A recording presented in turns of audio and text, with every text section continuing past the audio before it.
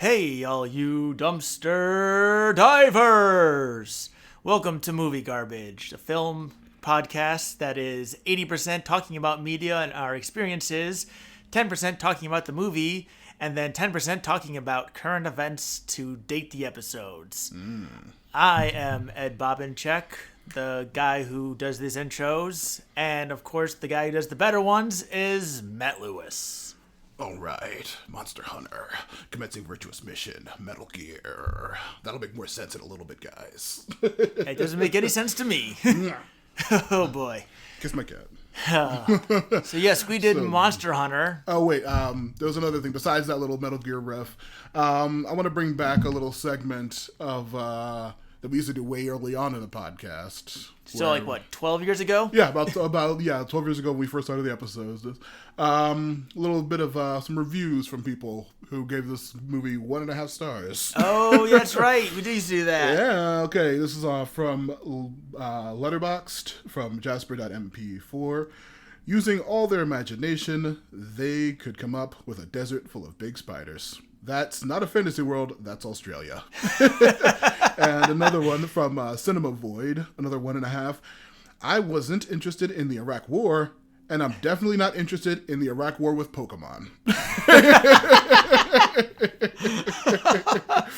Oh boy. Boy, I will say, boy, this movie, long time coming. Yeah. Spoiler, this is very, very low on my list of movies. See, oh boy, this was a rough watch for me, dude. I'll admit that I thought it would go down lower on my list, but for a film that, even when I chose it, I didn't feel the same way I do now. Mm-hmm. I think we'll get into it, but like this movie is one of the, I feel like it's one of the few films where I think it's actually a good movie. But the problem is the non-movie... Not a good Monster Hunter movie? Not even that. Oh. Like, it's... This film's problems don't stem from the movie itself. I think that's what it comes down... Spoiler alert, that's what I think it comes down to. Well, I was going to say, as usual, shit ton of topics to whittle down from very vague to very specific. Did you want to start in the realm of the game or start in the realm of the movie? Let's start with the games. So okay. that way also too, I think it's for those who are interested in this, know where we come from in terms of the franchise. Because like there's things in the film where if you know, you catch it, you point, you're like, oh, hey, cool, this, out, whatever. Yeah. And even too, like with the way the Monster Hunter has just changed over the last several games. Of course. Okay, so starting from the broadest of broad on the game side of things. Outside of Monster Hunter, this is the second Capcom-based video game movie we've covered. Yep. Yeah, I was going through the lists again because I totally have them saved, finally over. Every time we have to go through this again. It's great. Totally didn't listen to our last episode to get my current rankings. Of course. Like I said, a Capcom movie.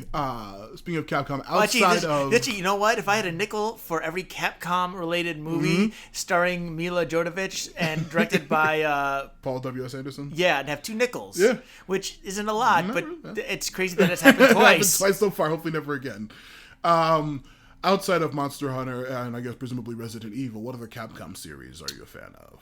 Between like Phoenix Wright. I do like Phoenix Wright. Devil May Cry, which is fucking excellent. Street Fighter, which I know you're not much of a fighting game fan. I just can't get into it. Yeah. Mega Man. Never really got into Mega Man. I'm not a big side-scrolling platformer. Makes sense. I've found a few here and there that I've done okay with, but like I was playing my kids love the Mario games and and I tried to help with them, I think Wonder or one of them, and I started getting like weird anxiety attacks trying to play. Like I can't do it. But so you're not a fan of Capcom games outside of Monster Hunter? Kind of. Like I said, I appreciate the Resident Evils, but I can't think of any. There's no specific Capcom game I can point to and go this. I said I like the Phoenix Wright, but after the Apollo Justice one, the first one without Phoenix Wright as the protagonist. I haven't played anything newer than that. Did you play the Edgeworth collection that just came out? No, I haven't played that one yet. I will say that I like the Edgeworth collection better than the main Phoenix Wright games because there's no court. It's just Edgeworth going around and then like stumbling upon a mystery, and everyone around him is like goofy Phoenix Wright characters who are either A, incompetent, or B, very evil. And like his main thing is his like superpower or whatever is logic. He can like put two pieces of evidence together and prove the person he's talking to wrong, and like so you see how stupid they are.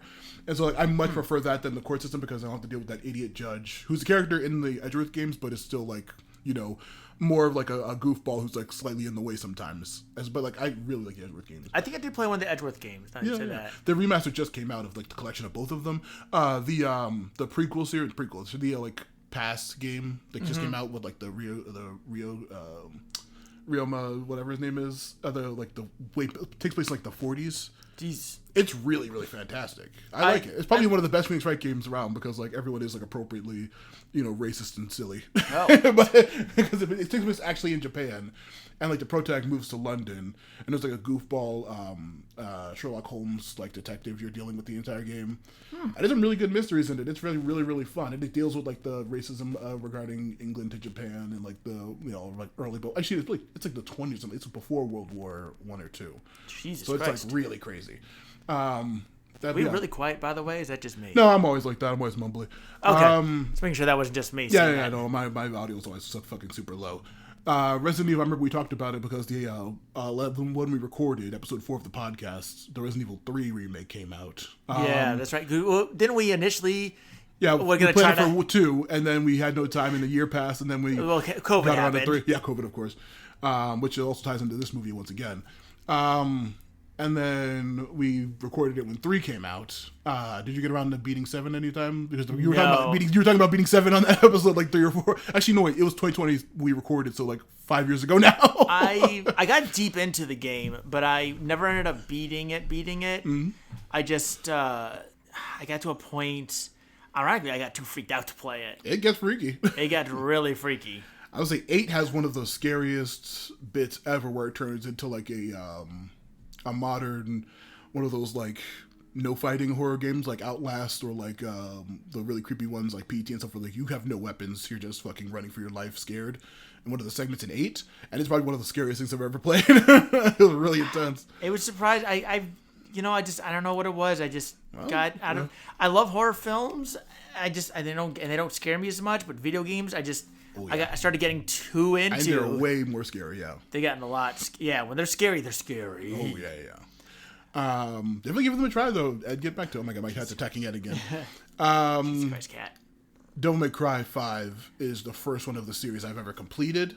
But I follow a lot of people who are like extreme fans of the series, so I knew the lore and the story up to that point. 5 is absolutely incredible. It's really, really fast. Honestly, this might be controversial. I think I remember playing DMC. Yeah. I got the bad one that everyone hated. That one everyone hated. The reboot that was like excised from the canon. I got a few levels in, and I enjoyed it. Mm-hmm. I know Chris, friend of the podcast, Chris was big into it too. Yeah. I haven't gotten into it, but it's not out of a lack of uninterest. It's just like, it's hard to go back to some of these earlier games at times. Yeah, that makes sense. Besides that, I don't care for Mega Man. I do love Street Fighter. It's not one of my favorite fighting games. I think it's inferior to Mortal Kombat in every way. but yeah, in terms of Capcom games, that's one's whatever. What other Capcom games are there? Besides those ones, I mean, just think of Marvel vs. Capcom, the games that pop up in that. Darkstalkers, have you ever played those series? I haven't heard of that one. What's the one with King Arthur? Demons or something like that. I forget what it's called. Medieval? Oh, Dead Rising, a series I hate. That's one. I liked one. I liked one enough, and I really enjoyed 2. I can't remember if I played 3 or not. I might have, but I haven't gone back to those in a while. I liked them for what they were at the time. I loved 2. I thought 2 was great, and I remember I think it was 3 was the one that got me turned off, because 2 had like the crazy villain psychopaths, but they were all like entertaining and challenging and all that. And I remember like I think it was 3. It was like every one just looked like 1 or 2 from 2. Like they were just the same guy over and over again. Was 3 the one that got serious, or was that the fourth one? I think it was the 4th one, maybe. Okay. And I know they even brought back Frank West at one point, which was like, why? Yeah, I think he came back into like the weird, like serious part 4 or 1 or whatever. Yeah. And I think 4 was the one I didn't play ever because it was just the world. 2 I thought was fantastic. It's the best. It added the crafting. It had all the good stuff from 1, and the better characters. And it was funnier and goofier and also darker. And I always appreciated those. I appreciate games that can be serious and goofy at the same time. Of course. Like when they're silly but take themselves serious about the silliness. I would probably say then something like Yakuza is a great silliness versus incredibly deadly serious. It's the one I wanted to get into. It's hard to find like. It's weird. Entry points are very difficult for. And then you got to think about prices and and then too, like if you try to go too far back, like it's hard. And some of those old I'm not a graphics guy, but seeing old graphics gets hard. Oh no, yeah. They remade a tangent about a whole different series. 0 came out like in 2016, which is like a prequel game. They remade 1 and 2, which are with like better controls and better camera and better graphics. But then me and Kevin were going through the entire series, like all 8 games. And the jump from the 2 remake to 3 is like, oof. Because suddenly it's like it's old and janky and shittily controlling and yikes, bad mission layout and stuff. And like, but the game still has the exact same incredibly funny tone, like some of the funniest shit you'll ever see in gaming. And then some of the most serious, graphic, awful crimes that you can imagine in a criminal series like Yakuza. That was like some really funny, goofy stuff. It's a great series, but it's not Capcom, so let's stop talking about it. Okay. So. What the fuck was the other one? A shitty. Final Fight. I'm sure you never played. That's like the which one? Final Fight. It's the side-scrolling beat 'em up that ties into the same universe as Street Fighter. Yep, never played that one. And then what was the other one that I barely touched because I like some Capcom shit, but not everything. What's Ryu Hayabusa from? Not Ninja Gaiden, the other one. There's like the two different ninjas from games. Wait, Ryu Hayabusa. I thought Ryu Hayabusa's Ninja Gaiden. Is it Ninja Gaiden? But I don't think that was Capcom. I feel like it is. Capcom game franchises. Ryu. Why did we not do this sooner? Hayabusa. I pulled up the list from Dragon's Dogma. Dragon's Dogma is that's that'll tie into a discussion about like alternate stuff like that in a bit, but Okami, never played that one. Okami was all right. I never beat it, but it was really, really fun. I know people talk about it, and I'm sure there's someone who can tell us. Sengoku Basara. Oh yeah, that's one of those like Muso like games. That's not the fan service one, right? No. That's Senran Kagura. That's Senran Kagura. Which, honestly, okay, I know it's not, again, at Capcom, but Senran Kagura? Senran Kagura Estival Versus. I rented that off of, back when I worked for, I don't know, it was Blockbuster. I got Netflix games. Like, I got the disc. Oh, Strider Hyrie, that's who it's from. Okay, I haven't seen that, no. But I played that game off, I got it through one of those games through the mail service, remember GameFly even. Mm-hmm. And I remember playing that, like, as much as, I actually, surprisingly, like, I loved that game. That was a hell of a fucking hack and slash. They're fun. That was a lot of fun. And it was goofy and over the top. But, like... Oh, they're getting into something. It was... My cats are over there messing up stuff. I'm going to check. But yeah, the game is the Strider series. That's the game. That's the Ninja series I was thinking of with Strider. Okay. Dino Crisis is the other one. Dino Crisis is fun. It's literally Resident Evil, but they replaced the zombies with dinosaurs. Huh. It's fun. It's very janky, just like any old game like that with tank controls and everything, but... Steel Battalion is the only never one played here. that. I've heard of that one. That's one of the infamous like gigantic keyboard. I think that was. Yeah, the hilariously giant keyboard. But yeah, Capcom games. I like a lot of the fighting games. Obviously, Marvel vs. Capcom is fucking incredible. I love that series. Like I said, Street Fighter's all right. Final Fight's fun. I don't like a lot of that stuff, but they make the great stuff, including obviously fucking awesome ass fucking Monster Hunter. Yeah. Now, more specifically into Monster Hunter, do you know the first thing that got you into Monster Hunter in the first place? Like how you stumbled across it? Yes, actually. So my experience actually goes back to the Wii U. I remember I had seen it for a bunch, and eventually, I think I got it as a gift from my then partner. was Monster Hunter 3 Ultimate. And ironically, the dual blades almost got me out of it because I was playing and those were the only weapons I could actually use because everything else was too slow. Yeah. And I got up to Duramboros and I couldn't beat it. I think I timed out or I just kept feigning and I could not beat it. So eventually I stopped playing for a bit and I said, all right, I'm going to go back into this. And I said, I can't do it with these. So I'm trying out the other weapons. And it was finally when I realized the timing of the great sword was something I could do. Mm-hmm. And that's when it just took off. I played that like crazy. I got up to, and I did never play it online because I think I got in like near the end of the life of it. Yeah. And also I don't like to play online a lot. Mm-hmm. So I got up into Master to G rank. I just realized I had the PS2 background music going the entire time. Oh, I didn't even notice it. That's fine. But I got up into Master rank eventually. I finally touched the hub and like, oh, that's where you get those. And I got into Master rank and was doing all those hunts on my own. Mm-hmm. And I freaking loved it. So then when 4 Ultimate came out, that's when we had talked about it and all that. And that's when I got into that on the DS. I played 4 Ultimate, and I've been playing every one since. Nice. I was going to say, I believe it was, originally I was just like, oh yeah, I think it was you guys, like you, Chris, and then who got me into it in the like early teens, I think, with 4 or 3 on the DS, something like that, I think. I never played, I own it, I think, but I never played 3U on the DS. Was 4 on the DS? 4 was the one on the DS, because I have everyone's boxes from the collector's edition. Yeah, and I was like, okay, I think that's where I got it, but then I remembered something. I was like, wait a minute. I think there was something slightly older than that around 3U time that I did play with Monster Hunter. What was it? Oh, yeah. Metal Gear. Did you play Metal Gear Peace Walker? The PSP version. The Metal Gear Solid Peace Walker, no, it's not Solid, it's Metal Gear Peace Walker. They have 3 missions where Snake, Big Boss himself, fights a Rathian, fights a Tigrex, and then fights a weird original monster that is an organic Monster Hunter form of the Metal Gear Rex. Huh.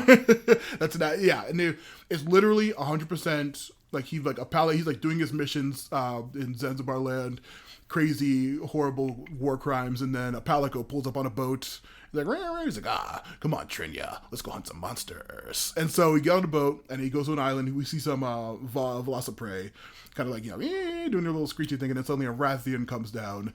And then you start pull your machine guns, pull out your pistols and your guns, and you start shooting the shit out of it. With like the actual Monster Hunter music, but the actual Metal Gear's mechanics. Huh. That was like right before 3 was ported to the DS. And then, like I said, you guys got me into 3 and 4. I think but then it was 4. But yeah, I picked up the series after that with you guys, and then I continued on, of course. Yeah, fucking loving the series. But that little Metal Gear tidbit doesn't stop there. We'll get into it more eventually, but this very silly-ass movie was also inspired by that Metal Gear Solid Peace Walker mission. Paul W.S. Anderson himself said that the aspect of the military was influenced by the Metal Gear Peace Walker mission. Oh, Jesus Christ. But there'll be more on that in a bit. So yeah, we've played... that makes sense. Yeah. But it also doesn't explain It doesn't make sense. lot. It doesn't make sense, really. It doesn't. Through Rise, Sunbreak, fucking love the series to death. It's really, really fun. Oh, yeah. I know. I say 3 Ultimate. I played with 4 you guys. I played 4U with you guys a bunch, and then Generations was the next one. Yeah, I think you know what? I think when we were playing remotely, I think you talked about it. You and Chris were talking about the Wii U game. I picked it up near the end of its life, like you guys, and then immediately for you, we were all playing together because like, oh, finally we can all play together. And then that's when I really got into it. Yeah, that game. I think too it helped that it was a console that everyone had. Of course, because not everyone had the Wii U. Yeah, we made an effort when 4 was coming out. We saw the new monsters and we were like, hell yeah. Let's all play together now, and then of course we've been playing together since for like over a decade probably now. Oh yeah. Which even though we're not playing together, we're still playing together. We're all playing on like different consoles in our own time in our own like world. Like you're playing on the Switch, I'm playing on PS5.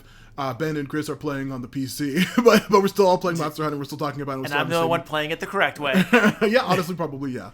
I own it on the Switch, but I'm still like, I want to play it with like barely better resolution on the PS5. I still like to say, because Generations came out, we all played that, and then we didn't initially, for those Monster Hunter fans who remember, we didn't know we were going to get the Ultimate or not. Yeah. Because I remember it when it came out. Oh, we both played it in Japanese. Yes, because you bought the Japanese version before I got my Switch, and then couldn't wait 2 days for it to be delivered, so you bought it digitally. Yeah. And then when you guys got me my Switch as the, congratulations on the kid in the house and promotion gift, you gave me the Japanese copy. So I remember playing up into high rank using my DS to check out what is what, and then I had a Google Translate on my phone to be able to figure out just enough to be able to play. So yeah, we are real fans. We are real dedicated fans. I had no idea what Japanese imports of this series. No idea what it said, but I beat Generations XX, Monster Hunter Generations XX in Japanese. And then of course when it came out in the US, we bought another. I bought a third copy. And I bought a third copy. But yeah, okay. So now we're getting into the more specific things that I also asked. We didn't mention it really. I don't think. This was originally supposed to be a 4-person record with our best friends, Chris and Ben, co-host on the other podcast. I would say co-host of Action Toon Bros, Ben, and friend of all podcasts, Bo. But they're unable to, and they also live really far away, and scheduling a 4-person remote record would be an absolute fucking nightmare for me. It would take you another 3 years to get this recorded. Yeah, absolutely. So we're going to have a segment of their reactions to 10 questions I asked them at the end of the pod. But after initial Capcom stuff and junk like that, I asked them first real thing that you'll see during Ben's answer that he spends almost half of his recording talking about your top 3 and bottom 3 monsters that you love in the series. If you know, I know I obviously I've had a lot of time to think about this. So you mind if I go first with my top and bottom choices? Well, you pull up a list of the hundreds of monsters and see what your top ones are. I will start with the bottom ones because that's what Ben does. He starts from the worst to his least hated to most hated of the 3 bottoms. I will say the first one will be my number 3 most disliked monster will be the very new and very disgusting Rompopolo. I was talking to Chris about it. You haven't seen Rompopolo yet? It's well, I mean, if you imagine a bird wyvern, but instead of a bird, it's a bipedal mosquito. And instead of just being a bipedal mosquito with a long proboscis and disgusting bright red eyes, it's also covered in giant pustules. Its whole body is a big black trash bag full of pus. It just tries to jump on you and suck your blood. It looks disgusting. Rompopolo fucking sucks. Makes me wildly uncomfortable. But when it first comes out of the black tar thing it's in World now. It's being introduced in World, or not World. It's introduced in Wilds. It comes out of the black tar and it's all saggy and all of its disgusting skin flaps are all saggy, and then it inflates with blood or tar or pus or something, and it starts jumping on you trying to fucking suck your blood, and it's disgusting and I hate it. It fucking looks disgusting and it acts disgusting, and I hate the thing, and I really, really don't like it. Sounds awful. It sucks, and I can't wait to. I don't want to fight it because you'll see my list of things I do like. I like fighting them too. My number 2 most disliked is Congalala. It's very stupid. It's farting is dumb. It's big dumb belly. You don't like it going... It's burping and it burps and it farts, and it's so stupid and juvenile, but also between all the other monkey-like wyverns, it's the shittiest one.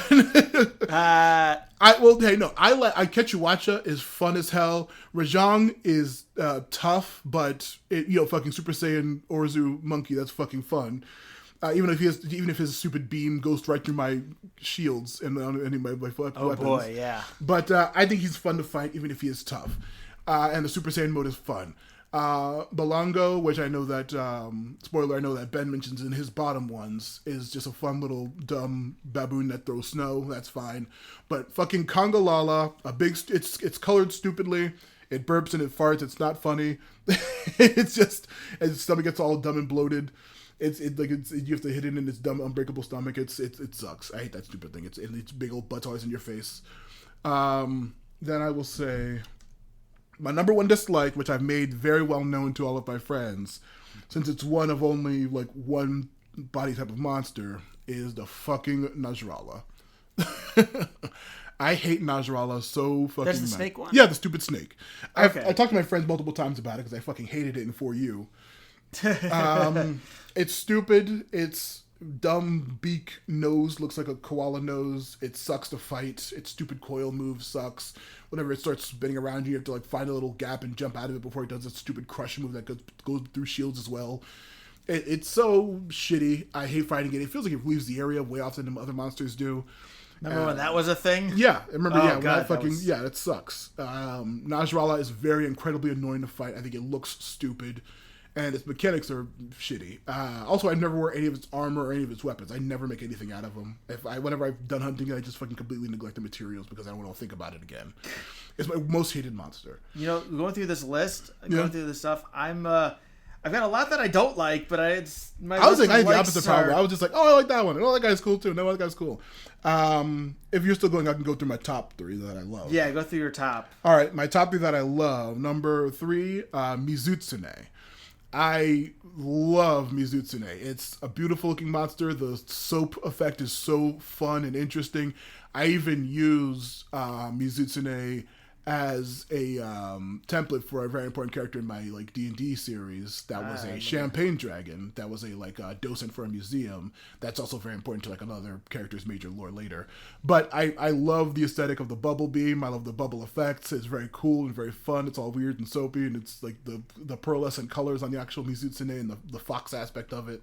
It's a very, very cool, very fun Leviathan. Actually, most of the Leviathans I do like. Legiacris is fucking dope. I even like what the fuck, Legiacris is fun. I like the Leviathans are one of my favorite types of monsters, and yeah, Mizutsune is fucking a beautiful, fun monster. I love it. I love it's like the scrub brushy frills on its like reminds me of like a weird like scrub brush. It's a very, very cozy monster. Number 2 on my list will be the legendary dragon Gogmazios. I fucking loved fighting Gogmazios. Was it in 4 or was it in 3? I think it was 3, right? That was 4. 4? We played it before. We've beat it once before going after I think to see a movie. Yeah. Or something, or after a movie or something. Yeah, I love the aesthetic of this, one of the big, giant Godzilla-like elder dragons, but it's covered in crazy-ass tar. The tar effect is really fucking cool. And the big giant spear in it, the fact that it gets you guys all messed, and it's like superheated beam that like heats up the tar after you're stuck in it is a very, very cool aesthetic, and very fun fight. Even if it is like a lot of the like sticky monsters like the Narcillas and stuff like that can be annoying to deal with, but the tar effect was very cool, and I love the heat up and everything. The explosion, you had to get it off yourself before it heated up and you blew up. It was in the big giant spear stuck in it. The fact that it looks like a weird eldritch version of Godzilla form. It's really, I love that. Gogmazios is my favorite elder dragon.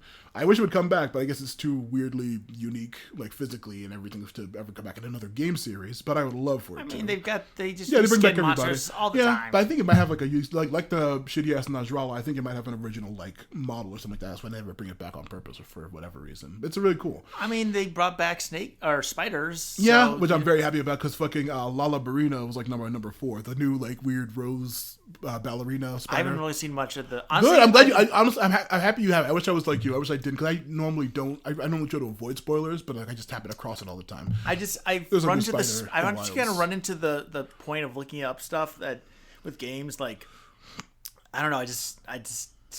It's easier to just get it and see it and when it comes out, because then it's a lot more fun. I'm like that with movies. I will avoid trailers like the plague for most movies. I will not like if it's something I'm hyped for. I won't seek out a trailer for it. But of course, I go to the movies very often, so I'll end up seeing trailers for them. But I try to avoid them whenever I can. And then my number 1 choice is a very weird one that I've also made well known to my friends. Way back when I was a little kid, my mom used to always get us like National Geographic magazines or like those little pamphlet book things. They're like 5-page little pamphlet paper books of like animal facts and shit. We would buy the like Zaboomafoo animal Australian show like little display things of like little VHS tapes about like one of those animal shows, which is ironic because now I work in a field with Animal Hospital. Yeah. But it would always be like little things about like, oh, these interesting animals, like, oh, these weird animals all around the planet, these weird animal facts. But one always stuck with me for some reason. One of the VHS tapes we had that we wore to death had a segment on the mud skipper. and it was this weird little googly-eyed fish that would like flop in the mud, pop out of it, like practically flop walk across the land to get back into the water, to get back out and go into the mud. It was a very fun little thing of the VHS. I always thought it looked really cool. Its aspects were really cool, and I thought it was a fun little creature. And then Monster Hunter World introduced a very fucking cool-ass Piscine wyvern, a type of monster that most people absolutely fucking despise because the hip check on that goddamn Lavacio is Plesiath. Yeah, not even Lavacio. It's a nightmare. But I absolutely love my favorite monster in all of Monster Hunter out of the hundreds of cool dragons and shit is Georatidos, the fucking mud skipping ass fish that just is a messy, dirty boy who just loves flopping around mud, flinging giant piles of mud at you. It's a really fucking fun-ass fight. It looks cool. I think the mud is very fun to fight in. It's just a really, really enjoyable fight. I don't even hunt them for their armor. I like being around them. I like hunting them from on another mission, and when it pops up, I'm excited. Excited to murder it. Yeah, I'm excited. Like, oh, hell yeah, Georatidos. I'm going to hit it with the water blight, and then I'm going to fucking fuck it up for a bit, and then, okay, back to the real mission. I love them. They look cool. They're fun to fight. They're really cool. I would say, like, is it in Wilds? It's in Wilds, right? I don't know. I don't know. I don't know anything that's in Wilds. No, not Wilds. Rise? I meant Rise. It's in Rise. Yes, it is in Rise. Yeah, it was like a non-story fight. But of course, I think it's in. I don't think it was a high rank monster. It shows up in high rank. Yeah, like mid high rank. Yeah. But yeah, of course, I know. I was just like a little side tangent in between here. Between Mizutsune being my number 3 and Georatidos being my number 1, you'd think, oh, well, I must love Almudron. That's the mud Leviathan. Oh, Almudron. I know. Yeah, I think that's what it is. Yeah. No, I don't enjoy that monster. I don't know why. I was really looking forward to it. I was like, oh my god, it's like a Mizutsune, but mud based. That's gonna be fun. I don't care for it. It's not very interesting. It looks weird. It looks like a dirty catfish. Honestly, I think what it does, which is ironic because Georatidos does too. Yeah. But like, because you mentioned their Cella being disliked, like the Almudron, I think. Alderon, yeah. Like it's because it spends half the time in the ground. I think that's where like it seems like that's your Achilles heels when they keep diving underground and you can't touch them. Yeah. Like, and unlike the Georatidos, was like half of its body is always half submerged. Almudron will be above like normal, but then like just its like head and like a little bit of torso will be out for a long part of the fight. I don't think. Yeah, it's just it doesn't look as cool. I don't think Almudron's not. It was a gimmick that they tried. Yeah, and yeah. It's interesting, but it's not enough. I know. I get what you're saying. Yeah, I wanted most. I'm like right now, listeners. I'm pulling up Monster Hunter to see what the hell that monster's actually called. I will say that only 57 hours into your game, there, man. Hey, man, this is the third time I've played this game. I played it on the Switch, and then I got it on the PS5, and also I own it on PS4 too. But I even thought about at some point picking it up on the play on my PS5. I just picked why not? Recently. We love Monster Hunter. So, because I've got 3 files of over 100 hours on my Switch. Yeah, exactly. I have like 400 in world on the system. But yeah, I think that Almudron is very not interesting, despite it being a combination of 2 of my other favorite monsters. Almudron, that is. Yeah, Almudron. Yeah, Almudron is not very interesting. I don't think it looks like a dirty catfish weasel, as opposed to the cool ass Mizutsune or the fun ass Georatidos. But yeah, but like I said, I spent a little bit on this. You'll see later when you listen to Ben's bit that literally half of his hour-long record is going to be about his top 3 and bottom 3 monsters. So, if you do need more time, or well, see, the problem is I have to start trying. I'd have to whittle it down to it. See, yeah, because I'm looking at this list. I did fill up more on the plus side than I initially thought. But going through the list initially, I'm like, oh boy, hate you, hate that, hate this. So more on the Almudron, who wasn't even on my top or bottom list. The Magma Almudron, I thought, was slightly more interesting. It's a very annoying hell of a fight. But, it's rougher, but yeah, it's not terrible. It's all right. I had to fight him a bunch for one of my armors or weapons things that I'm working on. Well, since you're still working on your list, well, I'm not going to whittle it down. I'm just going to kind of go off it. Because I was going to say, another thing about our friends' recordings, Chris, the maverick that he is, decided to go against what I said, and then instead of listing 3 that he likes, he has like an Academy Awards level of like 10 things that he loves about 10 different monsters, including like fight types and music and like all these different stuff that you're going to hear in his section about all these different aspects of like 10 different monsters that he loves, and then like a very small thing about what he doesn't like. But Jeff, you have your list ready for whittling down now? Yeah. So what I'm going to do is I can kind of point to where I think some of these are. Like there's some of these that overlap. Mm-hmm. So I'm going to it's kind of going to be, mine's going to be a little bit more of a like, this is the fights I don't like, or the monsters I don't like, and the ones for it I don't like for these reasons. So, in no real particular order either. So, like, ironically, you mentioned Congalala. That's not on my bad list. Ugh. But the Blanganga and then the what's his name? The Bishitin? Bishitin? Bishitin. Oh, I like that thing. See, I don't know what it is about his fights. There's too much. You don't like oranges and pomegranates being tossed at you? I like the idea of what they do. It's just fighting them is always a pain in the ass. Oh, I don't mind it. I don't like fighting him. And then Blanganga is just a pain because he jumps like fucking crazy. Mm-hmm. The snow effect, especially in the older games, like where there's only stamina loss with it and everything, like Water Blight is awful, and Frost is just the same thing in the older games, basically. Yeah. And you have to only fight him in the snow. His ground pound is always a pain in the butt. Oh, yeah. You know, like, while Rajan can be annoying, at least he's like, I don't know, it's just a little interesting looking. It's also, too, I think it's like, there's a few attacks that get done by Blanganga that are like super short, but then the rest of it are like these huge leaps. Meanwhile, Rajang is like, he's about average. He doesn't move around that much. He moves around a lot. Yeah, compared to other monsters, but compared to the other apes, not too much. So, but like, just those two just tick me off like crazy. Basically, again, I know it's your favorite, but Gyarados, Plesioth as well, the Lavasioth, all the Piscine. All the Piscine. I hate them all. Like, Plesioth, obviously the hip check, but also, too, like, having to fight it in Monster Hunter 3 Ultimate, especially when you needed it for like a lot of stuff, that thing was a pain. Yeah, and then they kept trying to bring it back, but there's no water to deal with. It was annoying in the water. It's annoying out of the water. And also, too, like, it would... And remember, if it was out of the water, it was almost even more annoying because you could barely touch it because all you could do is chip at his feet with anything hit but... ankles, right. It's like it was so tall, you couldn't touch it unless you were using... I'm sure if you used the insect glaive, which I'd never be able to use, or if you used a ranged weapon, but it's like you shouldn't be able to only do that. It's like, it's just a pain. And then the reason I don't like the Gyarados is because it's like the second monster you fight, so it's always super easy in World, but then in Rise it shows up as a halfway one, and it's somehow like more annoying than when it's tougher. I don't get it. I don't get it, but I love him. I don't like it. Fishy boy. I don't like it. I don't like the mud effect either. I'm not a big fan of it because then also too there's water effects usually tied in with that. Like I don't mind Baroth because I love it. I also had to love its armor, so I've had to fight enough, so I've gotten used to it. But I've never gotten used to Gyarados. So the Piscines are always a pain. I'll give a special shout out to the Kirin. Because having to fight a Kelby but can't get captured moves like mad.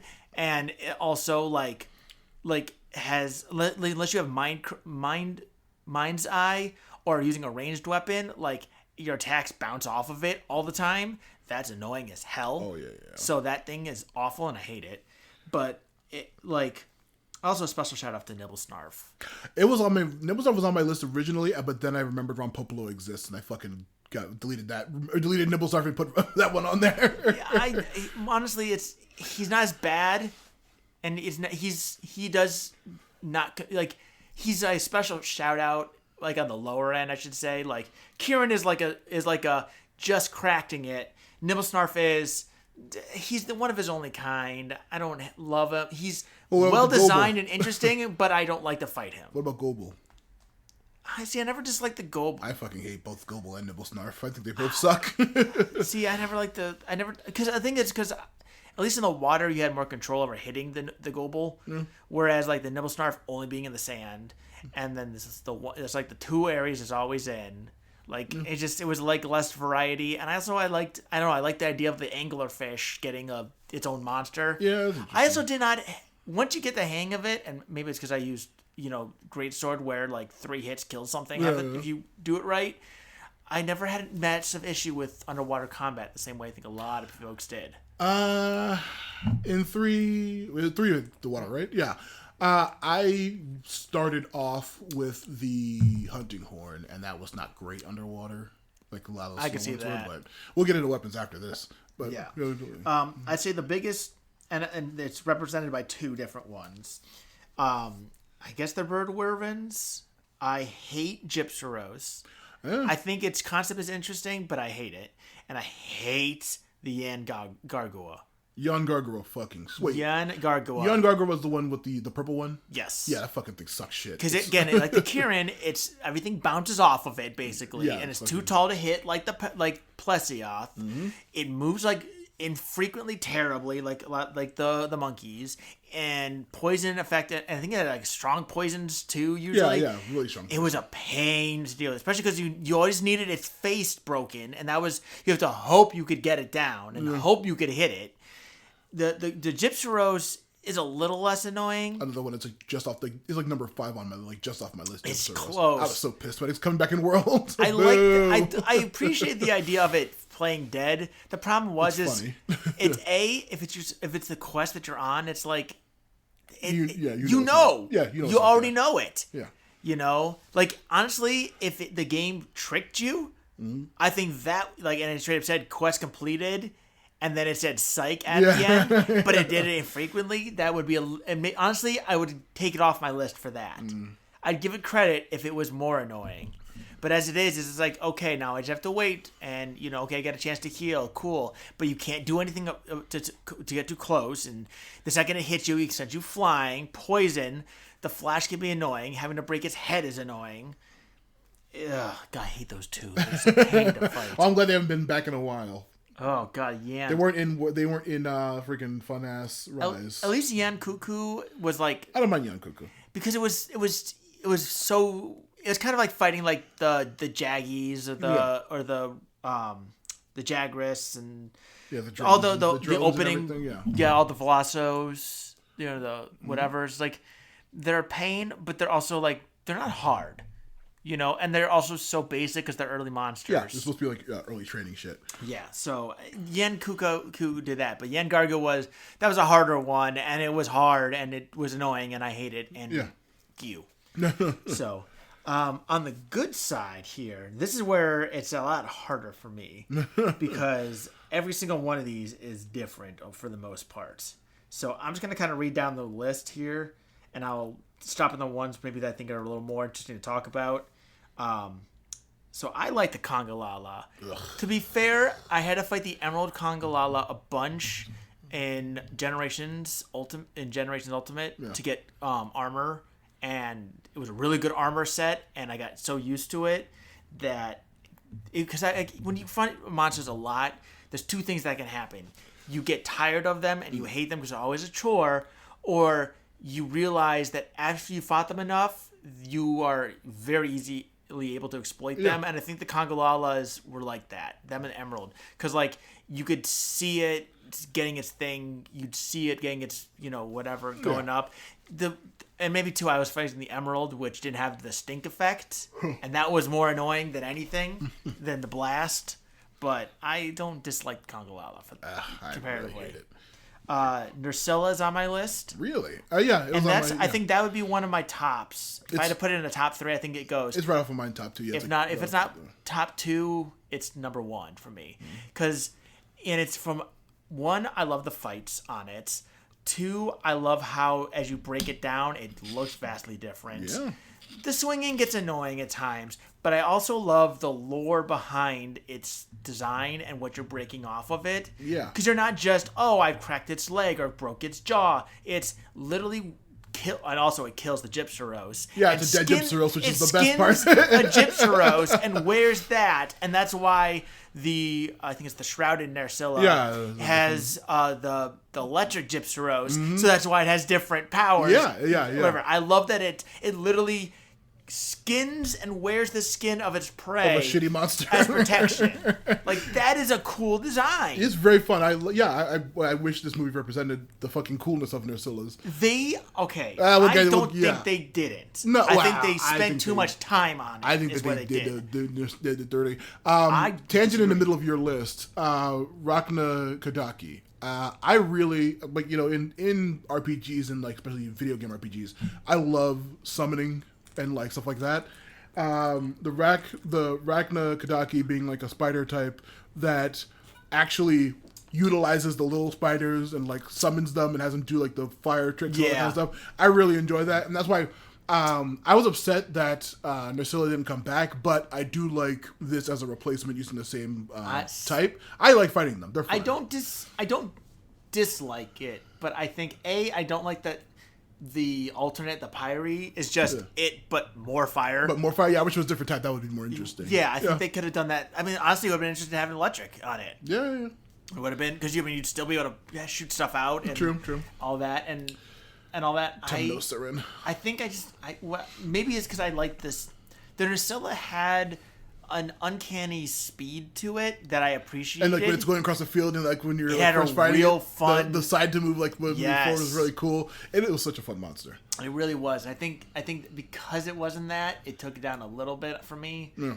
Again, I don't dislike the Rachna Kadaki. I just think it's not as good as the Nersilla, and I take away points from that. Of course. So, but I love the Nersilla, and again, I think the lore behind it is the coolest. Yeah, it's a I very fun really cool love monster. the lore. Very cool monster. So, a kind of little special mention as I connect it somewhat. I liked the Garen Golem from Rise. Oh, the Frankenstein monkey? Yeah. Yeah. I think that one's really cool, but it's not enough like another one of my favorites. And again, too, it might be because I had fighted a bunch to get its great sword, because that great sword and that element were awesome when they first got introduced in 3 Ultimate. Brachydios. Brecky D, hell yeah. Brachydios. I don't like, and I'm talking about the pure Brachydios, not any of its alternates or plus forms, just pure Brachydios, because I think it's especially for the time, it's like the only one that fights like that. Oh yeah. Brecky D fucking It kicks ass. introduced the blast element. Yeah. I think it was like one of the only things you could do unless you got the Kelby Deer shot Yeah. It was and all that. But also too, I love that, especially compared to a lot of the monsters have like greens and reds, but like the Brachydio, especially seeing in the lava area, is this deep blue with these glowing green, the green fists sides. And like I think it's such a good design, and I love the idea of it too. Like a boxing fucking dinosaur, fucking cool as hell. Boxing with a big old dinosaur, pompadour, hell yeah. A boxing dinosaur with explosives on his fists. Yeah, and a pompadour. It's like a Davy back fight with Davy back fight with Foxy. Yeah, it's fucking awesome as hell. Yeah.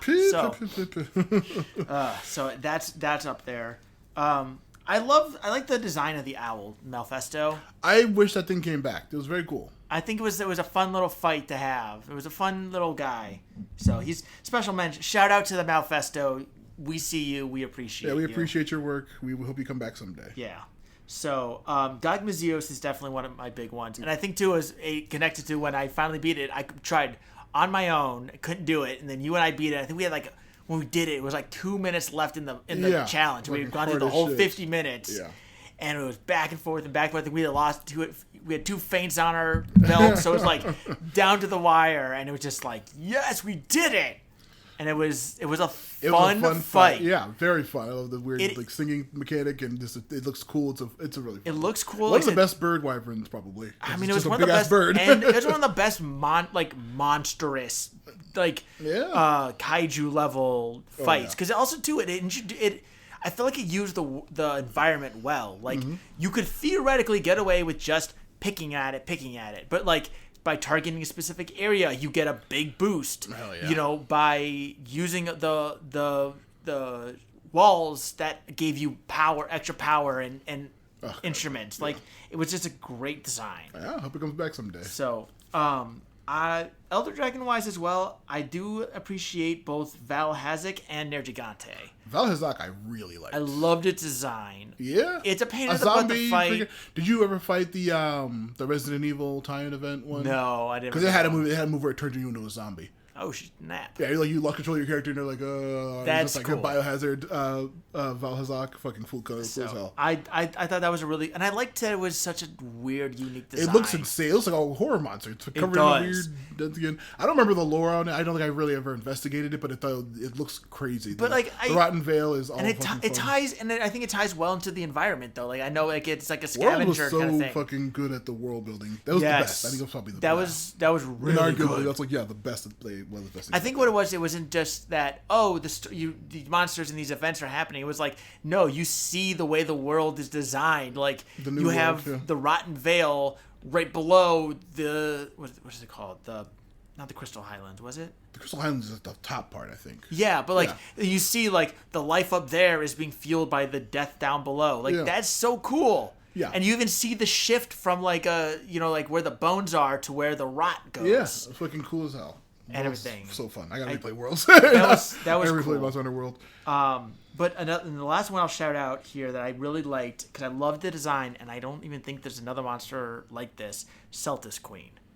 Very fucking cool. Like the Celtis is such a basic monster. Mm-hmm. Like it's easy. It's it's quick, but it's not. It's frail. I mean, it's once you figure it out, it's no problem. But then you see the Celtis Queen, which is this big hulking monster, similar to ironically the Ragni.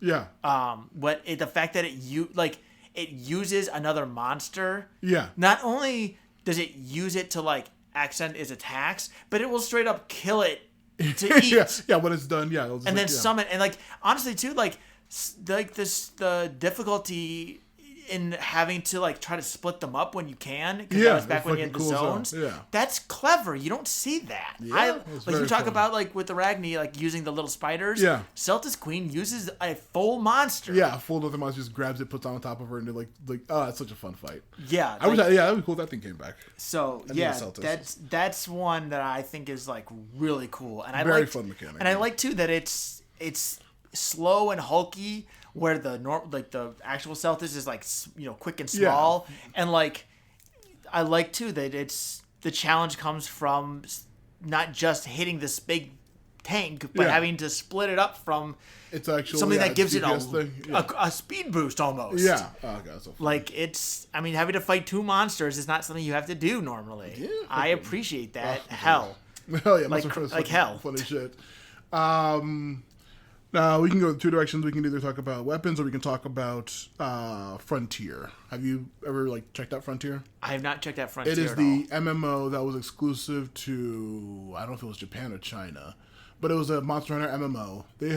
I've heard of it before. They have hundreds of the most zany, weird ass fucking monsters you've never even heard of in the real game. I have heard that Frontier is like its own. It also has one of the monsters. What was it? It was the Gogomoa, which is a monkey monster, but it has like a tiny baby monkey on its back. That Ooh, snap. Yeah, that jumps off sometimes if it's carrying it around. But if the baby gets knocked off or hurt, like the Celtis Queen, the baby can get knocked off. You can kill the. I don't know if you can kill it, maybe just hurt it. But if you attack the baby while it's separated, the adult will become enraged and actually freak out and start being more powerful. Oh, snap. Yeah, very fucking fun. Another one that I looked up, the Golden Hypnocatrice. The Hypnocatrices are another bird wyvern. They're straight like birds like the Mephisto, but it's closer to the Angargua type. Yeah. But the golden one has a specific thing where it has an effect called Drunk, where it makes your character whenever at the tavern in the old games when you drink too much and suddenly you lose control of your character, wobble around, and your controls will be all fucked up. A Golden Hypnocatrice has an effect where it can make your characters drunk, where all of your controls are reversed, including the camera and your mechanics, and everything stop working properly. That's cool. And then they have a tons of variants of monsters that are known. The one that I talked about, the monster hasn't come up yet, but they have one of the variants. They have the Starving Devil Joe, and they have the 4 Heavenly Kings Devil Joes, which are just extreme different monster type. It's really, really fun. I think they replaced the dragon effect with fire for the Four Heavenly Kings for the Devil Joe. And the starving one is just like constantly fucking like freaking out and hungry and just like drilling and angry and like really aggressive. And then another one they have, I don't know if it's Kaiserburr or Caesarburr. It's literally a giant beaver. That's cool. It's just a beaver, but the issue of Frontier also it has. Like, you know, Monster Hunter sometimes gets judged for the grindiness of the mechanics of the game. You need to hunt monsters or whatever to get pieces. Yeah. That game, it is literally, I'm not exaggerating, like 7 to 9 times as much you need a hunter monster to get the parts for all of your parts. Oh. It's like super crazy grinding. I mean, it's MMO. Yeah, it's an MMO. They're so trying that to keep makes sense. Hatch for a long time. But, of course, then later they introduced the thing, well, actually, since this is an MMO and you're already paying, you can pay to get the parts that you need. Just taking the whole Monster Hunter part of the taking the whole Monster Hunter gameplay out of Monster Hunter, and just pay our extra shop with our special fun bucks, as all MMOs and all online free games have their fun bucks. Just pay fun bucks, and then you can get all the monster parts you need. But then they have modes beyond G rank, like called like I don't know if it's like X or like Hyper. Like it's insanely. Even monsters are way more powerful. Everything's way more flashy. They have like all the modes from 4. Like, remember, like, different... They have, like, all those, but, like, even more extreme, crazy ones. And they also have 2 new weapons. I don't know if you heard about them. They have the Tonfas. I think I remember hearing about that one. Basically, like, a fist weapon, pretty much. Like, that people... I thought that they should have that. Yeah. It's literally like the, like, kind of like Dual Blades, but, like, more agile and more, like... It's like the Dual Blades meets Insect Glaive. Where like you are constantly hopping up into the air, jumping all over the place, and, like that's doing cool. fist weapons, like like the big giant. It's like Dual Blades, but with Insect Glaive stuff.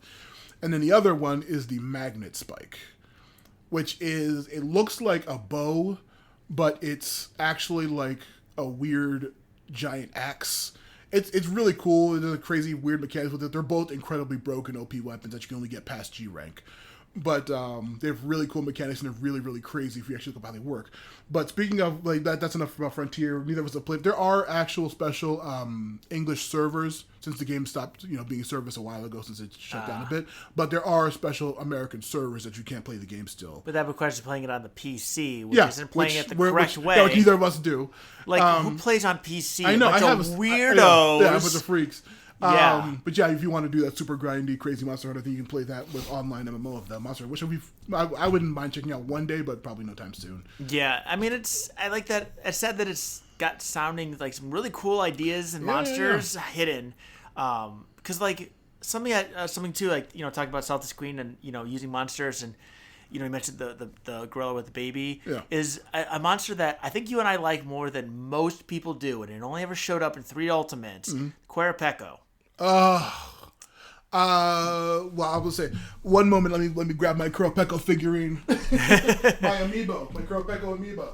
Was it in Monster Hunter Stories? Oh hell yeah, it was. I didn't play the first Querapeko, the first Monster Hunter Stories, but I did play the second one. Hey, did I get you that? Possibly. I know I bought like I bought all of the Monster Hunter Stories amiibos. I know I have the Magnamalo one because I got that one. I got I got the Barioth, Rise, Querapeko, and there's another one, another monster. I think it's the Rathian I have also. Yeah. I know I still have my old Gore Magala special edition from 4U. Mm-hmm. I got one of my loot boxes. They had a Monster Hunter Greatsword. Nice. And then I bought the pop figure for the Hunter and for the Rathalos. Nice. So I have those. God. But yeah, amiibo. And I do have because I bought this, and I'm sad they don't have it for Wild. I mentioned this earlier because I bought the Steel. The only thing I can find with the Steelbook edition, and not the. I think they have in Japan. They have like a edition for Wilds where you get like a bicycle for like $1,200 or something. Well, hey, Monster Hunter fans, we pay for that. That sounds nice. But I bought the one, and this is before my kids were born, so I was able to play it a lot more. And I ironically had to pause for a bit because with babies, it's hard to of course, yeah. play games you can't pause. That's why I loved it on Switch. But when I got World, I got the collector's edition, so I have the Nier Gigante statue. Oh, fuck yeah. And it's incredible. And I think I even still have the box. No, that's fucking awesome. And I have all the 4U Ultimate, because when 4U came out, they came in with all the stuff in the little blue Hunter's box. Mm-hmm. And I got mine, and then Chris gave me his. I think Ben gave me his. You might have given yours to someone. If it came with it, or I someone, had it, I probably would have. Yeah. or someone gave Chris like another one or two somehow, and I ended up reading those. I have like 3 or 4 of those boxes. Nice. They worked. They have like little magnetic thing though. That I sounds use it to fun, store yeah. games and trinkets and That stuff. sounds fun as hell. But yeah, fucking Quirpecco. Quirpecco needs to come back. That thing is fucking cool as hell. I love the mechanic of calling up other monsters, the fucking annoying bitch. I love and I think that it's honestly like it's an ingenious way to like push you to try to target down its beak and its gill if they make it so it can't summon monsters anymore. Hell yeah. And like too, like I get it's a little harder with they don't have the zones, but you still have monsters running away. Yeah, they still run away. They still move away. You still have like the mud mechanic and all that, the poop dung bombs and all that kind of gets to some areas.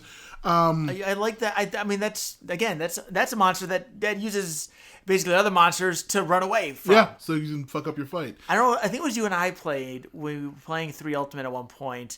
We hunted. There was like a one of those event quests where there was 2 little Quirpeccos. And I remember doing that like a bunch of times. I think we needed the stuff. Yeah. And I just remember that ironically that made me like get into it. Cause I'm like, because they were, I mean, like they were literally like smaller tiny. than you're a hunter. Yeah, they're tiny little Quirpeccos. God, that was so fun. But that's a monster that I definitely think deserves a lot It more needs to come back. appreciation. It's so much fun. It's also one of the funnest looking bird wyverns. It doesn't play like the other birds. No, yeah. It doesn't feel like the annoying jaggies or the drones and shit. Yeah. Speaking of, from Frontier and from the Quirpecco specifically, one of my original weapons was the hunting horn because I like the Quirpecco, because the hunting horn of the Quirpecco mill was really cool. Let's get in, of course, speaking of the Magnet Spike and the Tom Fuzz, which will never come to the main games, unfortunately. Let's talk about weapons. I asked Ben and Chris what their top, their number 2 most used weapon and their number 1 most used weapon was. I know my most, just off the list, hunting horn used to be my number 1. It slipped to number 2, and now it's not even on the list anymore for my top 2 weapons I use. But I still like the hunting horn. Whenever I pick it up, like I think it was in World, it came like insanely OP for some reason. They changed the mechanics of it. And it was remember crazy. And Rise, this game, early on in low rank quests, the string bug effect for the hunting horn, you can immediately mount a monster. Oh wow! Like literally, you start a hunt. I'll go find another monster. I would like do the string trick to it, immediately mount it, and bring it to the fight where you guys were already starting to fight the other monster. Like it was dang. It doesn't work in high rank, but Well, the trick would be was you go to the monster you're hunting. Yeah. You ride that one. You go to the other, hit that a few times to get the drops. Yeah. Then you toss that in so the other one gets ready to get mounted. Then you swap so you can do your finishing blow. well, it's harder with 3. It's harder when you're playing with multiple people. But also, I would always just at the beginning of Rise when we were playing together, or back on the Switch, I think it was back at this one. But yeah, I would run off, find another monster, immediately mount it with the hunting horn, and then go bring it to the main fight. It was really fun to do every time. But yeah, hunting horn's not on the list anymore. Do you know your top, second, and first weapons? I kind of have like what is my number 1 and 2 nowadays? It's harder to figure out, but I have like 4 that I really use the most. You want to go first then? So, yeah. My number 2 is one that I really fucking enjoyed, and I picked up only after I think World made it more interesting to me, is the heavy bowgun. I love the feel of a giant machine gun, properly working one, unlike the ones in this movie, which we're never going to get to. The heavy bowgun, the different mechanics of all the different bullet types, like even if you don't need lightning or explosive damage specifically for whatever monster, it's fun to just switch it up. The like multi-round mechanic where like all guns have their different ones that they have multiple, they'll get like 3 shots out of 1 bullet for different types of them. I would say all the mechanics are fun as hell. It's not on I don't think it's on my top list, but I've dabbled at times with the light bow gun. Yeah, light bow. Ironically, because I know you use the heavy. Yeah. But I like the light because I like to be a little more mobile at times. And I remember, I think it was in Rise where you can like put down the little bombs and all that. Yeah, you like stamp on the thing on the ground. Yeah, and I remember this mechanic in Rise too. Yeah. One of the wire bug effects is like you get like you do like a jump, and when you're in the air, if you hit a button, because if you use that specific thing, you can shoot one of them down. Yeah. And it would stick to a monster. And I got really good at like doing that to stick them to monsters. Yeah. That fucking I love the bow guns are all very fun. It's fun to it's fun to pull out a big ass gun in a game that's so melee and like long attrition fight focused. And also something you can't really get. They can't let them get near you, so it's fun to just dodge them and shit while you're like do a big dodge roll with your heavy bow gun and just stand there. Like Deforester from Predator.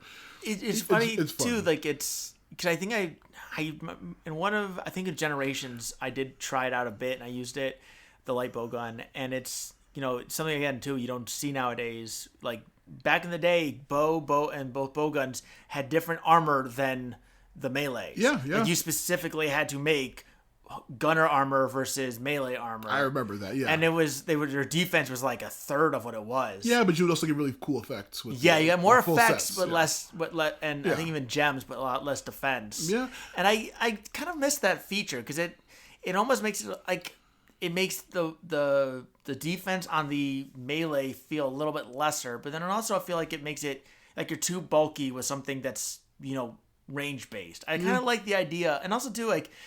Especially because, I'm not as big into fashion hunting, I think, as you are. Mm-hmm. But I like the idea that, like, you could have, like, the same armor piece have a little, the gunner set looks a little less... Yeah, as you did like that, they looked different. Fun, yeah. They looked less bulky, like, which makes sense. Yeah. Lore-wise, and it's like... Of course. And I appreciate that. Yeah, so it was a very cool design. I think they need...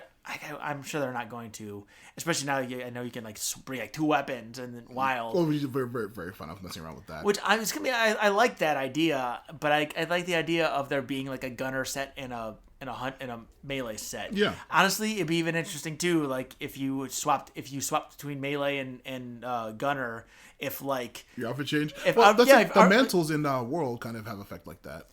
Like the ghillie mantle and the flight mantle, all the different mantles in World, which I completely forgot most of the time because I never used them. I mean, the problem was I think with the mantles is the same way with some of the stuff. Is like they're interesting concepts, but they were hidden along your items. And I never been. And again, maybe this is a console versus PC thing. So I'm sure Chris is yelling at us. Friend of podcast Chris, you get so much easier. It's just a hot button. Like the quick wheel. I never used the wheel. I've used it. So weird. I will say I started dabbling with it.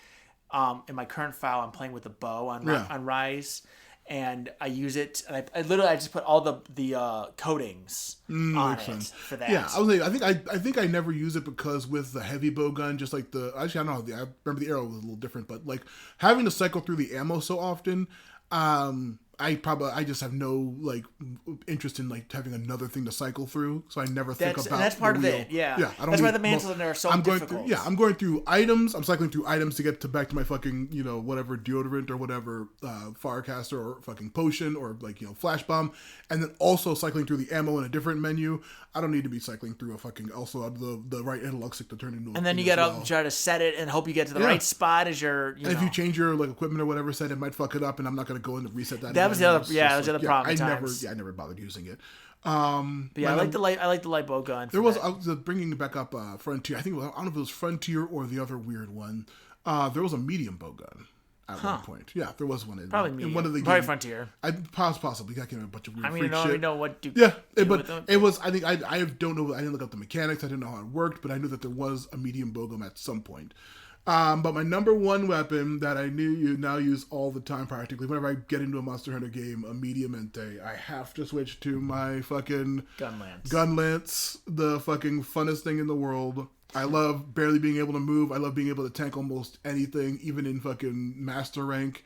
It's so there are certain things that you fucking just can't, but finding out what those are is also fun. It's funny you mentioned that your favorite 2 weapons because those are kind of so with my weapons, I use the light. I've dabbled with the light bow gun. Oh, are we gonna go to yours or? I mean, I'm kind of. I just get my my third is kind of connected to yours. Yeah. Because like thinking about it, like I already mentioned the one I think is number 1, but number 2 is the harder one for me to figure out because like when I swapped off of Greatsword for a while, I went to a different weapon, but with World, I couldn't actually use the other weapon or the Greatsword because the glow effect was. Because I'm partially colorblind, it was so dull. It was harder for me to see, and there was less of a input. So I ended up in World, and when I first started playing Rise, I used the Lance, the straight up Lance, and I got pretty good with it. I definitely enjoyed it. And I agree with you with that shield. It's so fun. That one gets the deeper shields. Like, yeah, you're more. Yeah. And I mean, literally, the lance can block straight up any attack, like including like the Valstrax doing its like comet dive. If you time it, you can actually like not get knocked over. You still take, I think, chip damage from that, but it's like vast. And if you skill it right, it's like you're vastly reduced. Oh yeah, I fucking love it. I'm barely able to move. I'm fucking shuffling around with my big old shield. But if I put on the agitator from the Gormakala stuff, you fucking they can pull aggro from all your other teammates, and it's fucking, because I love playing online. I love being carried by stronger people. I love having people to help with the fucking any mission that I'm ever on. But like, I love having the fucking bow gun. Also the explosion effects. I figured out a recent like combo that does like just releases all the blastings at once. It's really fucking helpful. I love the gun. They all look cool. It's a fucking big ass cannon you're running around with. It's such a fucking fun thing. Right now I'm wearing the Gormagala set, and it looks fucking beautiful. I fucking love the bow gun. Not the bow gun. I love the bow gun, but I love the gun lance even more. I love big explosions. They're fun as hell to use. Yeah. Do you know your number 2 and number 1? Yeah, I was just saying. See, ironically, it's funny because when I play with the lance, it's nice because I can carry. I'm the opposite. I like to carry myself. I don't like to play with anybody. I don't like to have to rely on others. And the lance has been good for that because it's very chip damage here and there, but like also you get the counters. So it's like sometimes I'll struggle with, especially with something bulkier, to like be able to dodge completely. So being able to just straight up I just shift playstyles to like, I'm not trying to dodge, I'm just trying to like time it so I'm not attacking, so I can boom. I mean, you go straight into it. And it's also too in Rise, you can like time it so you can either go into a counter or you can go into like the don't get knocked over stance. And also too, I love that you can do like a charge with it. So like if the run, especially now without the areas, like as they're running away, I just go charging. So I'm just like running after them. So like, they're like running away, and I'm just like poke. I think I remember seeing those like the images of the lance like chasing people in World. They have like that crazy like charge that they have in that one. Oh yeah, they do have good charges. Really good charge I've seen. Yeah, that's funny as hell. I definitely like it. But my number 2 is the bow. And actually, I remember swapping because I was like, I think in Generation, it was on Generations Ultimate. I started trying out different weapons. I think it might have been for you as well a little bit, but I used the bow. I started using the bow a lot back in the day, and it took me a minute, but I definitely I liked it. It had the similar charge effect, and I really loved. Now my current playthrough is on a file with the bow. Now that I figured out like the wire bug systems and and they've added it better. Mechanics. I've stopped using it as much, but I loved it. So it took me. I couldn't use it in a World either. Something about the way that it locked on. But my biggest complaint about the bow is I like the coding systems, but I wish that it wasn't so limited, because you get like 50 of the power and 20 of everything else. Yeah. They made it so the close range now is infinite, and I kind of wish like they had like even if you had like a pure system and like I don't know, just something like the styles effects back from 4 and 3. Yeah, like it's something. But I like the bow, and I like especially now it's like when I'm fighting, I'm like sliding around. Like I use the slide charge all the time. I love it. But my number 1 is still always, and it will always be, the Great Sword. Of course. Because, I mean, literally it's what got me into the game. And I got to the point, too, because, like, when I used to play, like, Smash, like, one of my strengths got to be timing. So, like, I used to love in Melee to play as Young Link. Yeah. And I'd always, and I'd be able to time up, firing off my fire arrow, someone's jumping up. I somehow was able to time stuff. So figuring that out with the Great Sword, like when to just get a free hit in, and versus, I mean, back in the day it was literally like you wanted to get just a 3 charge in, so you had to like time it so well, and half the time you're running around, you'd get off 1 hit in 5 minutes, but that 1 hit did 10 minutes worth of damage. Yeah, it wasn't insanely good. But going back, I loved it in Gen 2 Generations Ultimate as well, because they had that new style where like you could like get a boosted charge, and quick sheathing, and then going into it Rise, I finally figured it out, and I had a lot of fun with it in Rise too. Oh yeah, But great I love, and it's ironic that it's the iconic yeah, weapon. of course, it's the main thing that people see. Which is, it's also funny too that it's not the starting. Like when you start out a game, you get a sword and shield. Yeah, which Every single I don't think I know time. anybody who used the sword and shield. I tried it once before. Same. When I booted think up in this 4 game, I was Ultimate like, let me I stick with played this it. for a bit and see how this works. And it's like, all right, that's enough of that. It's Charge Blade is like a cooler version of it. Isn't Chris use Charge Blade? Yeah, it's on his list of well, spoilers. You're gonna hear it at the end of the podcast, but yeah, it's on his list of main weapons. I'm pretty sure. But yeah, I used the Charge Blade for a bit because it's a better sword and shield.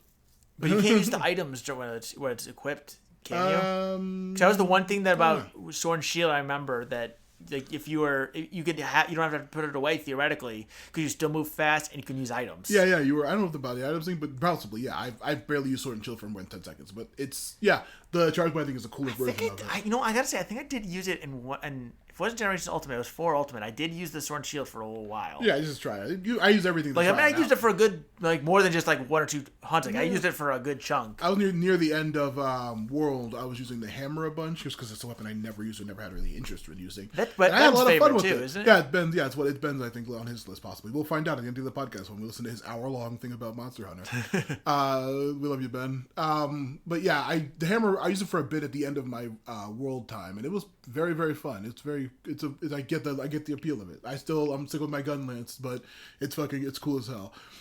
So yeah, now we're nearing the end of our topic on the game side, but there's still one last thing I want to talk about. Monster Hunter Stories. Yeah, I was not going to talk about, but I fucking love that game series. I never played the first, but I played the second. I definitely love. It's the fun. Second. I love in the first one they had like weird like cyborg monsters that are being augmented by people, but the story is really cool. I love the depiction of the monster riders as opposed to the hunters and what they view hunters like and how hunters seem to them. Very cool mechanic, a very cool like aspect or like POV. And I like too that it's I love, like I said, I like the lore behind that too, like the idea of a hunter versus a rider and like the cultures around it, because like I think that's something that doesn't get explained or talked about or even looked at enough in games is like how other people view how they view it, but also too like in a world they go to this brand new world, like there's arguments to be had about them being bad, and I think that they could easily branch into like how humans are honestly kind of almost the worst thing sometimes. Yeah, I was gonna say, have you ever there was also the Netflix movie Legends of the Guild that came out. It's like 15, seen that one. It's like 15 minutes long. Honestly, I'd say it's probably just better than this movie. It's like 15 minutes, but it's a good thing. It follows an actual young hunter. It's Aiden, the young ace or whatever his name is in the main series. It's him flashing back to when he first joined the guild, and he meets a hunter. It's about his small village is having during an elder crossing. His small village is in the way of an elder crossing. Oh. He trains and learns to be a monster hunter, and you see a lot of cool monsters. You guys see a lot of really cool mechanics, but one of the things that they mention offhandedly is like he's just like a random dumb kid in the village voiced by Dante Bosco, which is always fun. That's cool. He's like out hunting monsters and like almost gets killed by a velociprey. But like the hunter who like rescues him says like, hey, you can't be killing monsters without a guild license because then you're just poaching. And I was like, oh yeah, the idea of poaching never really comes across. And then I think about hunters, how they seemed to the writers in stories. Like they seemed like crazy assholes. Yeah, I do. They're like, wow, like look at these fucking sinister ass fucking people just wanting to kill the things we're friends with, our monsty pals. These fucking psychos over here with these guild licenses are just a bunch of psychos who are trying to kill our monsty friends. Don't they know you can befriend them and ride them? You're not gonna just. Why are you gonna just kill everything? Yeah. When you could kill the mother, steal the eggs, and then raise it as your own. Yeah. And they'll never know They'll think you're its mother. Yeah. You'll steal their eggs. Yeah. You raise them as your own. But yeah, I love the stories thing, the aspect of it, the monster riding and everything was really cool. I really, really wish that they implemented those kind of things into the main game, kind of like another class or like an alternate option. Because like another thing we never mentioned was the Palico thing in 4 or Gen, I think it was. Yeah. Generations. Yeah, the second Generations game. I played it on the 3DS, I believe it was on. Yeah. Yeah. The Generations 1 was on 3DS. Which was on a Wii U or something? Well, Generations... The first Switch. Generations was on the DS. What was the first one on the Switch? That was Generations Ultimate. Ultimate, yeah. That's the one where we had the Palico mode? That was Ultimate had the Palico I mode. played that game from beginning to end exclusively as a Palico. Just because I love to change things up for myself so much. Whichever one that was, if it was 4 Ultimate. That was Generation. That one was Generations. Generations. I played that game exclusively from beginning to end. The first Generations as a Palico came out only. First Generations came out on 3DS. Yeah. It was the Generations Ultimate and Double X or Double Cross that came out on Switch. Yeah, I would love for that mechanic, the Palico mode, to come back. I mean, the scaling of Palicos to humans now is a little bit weird, so it'd be a lot more difficult. This movie hints at something. I know, but like I would love to play just as a Palamute or just as a Palico.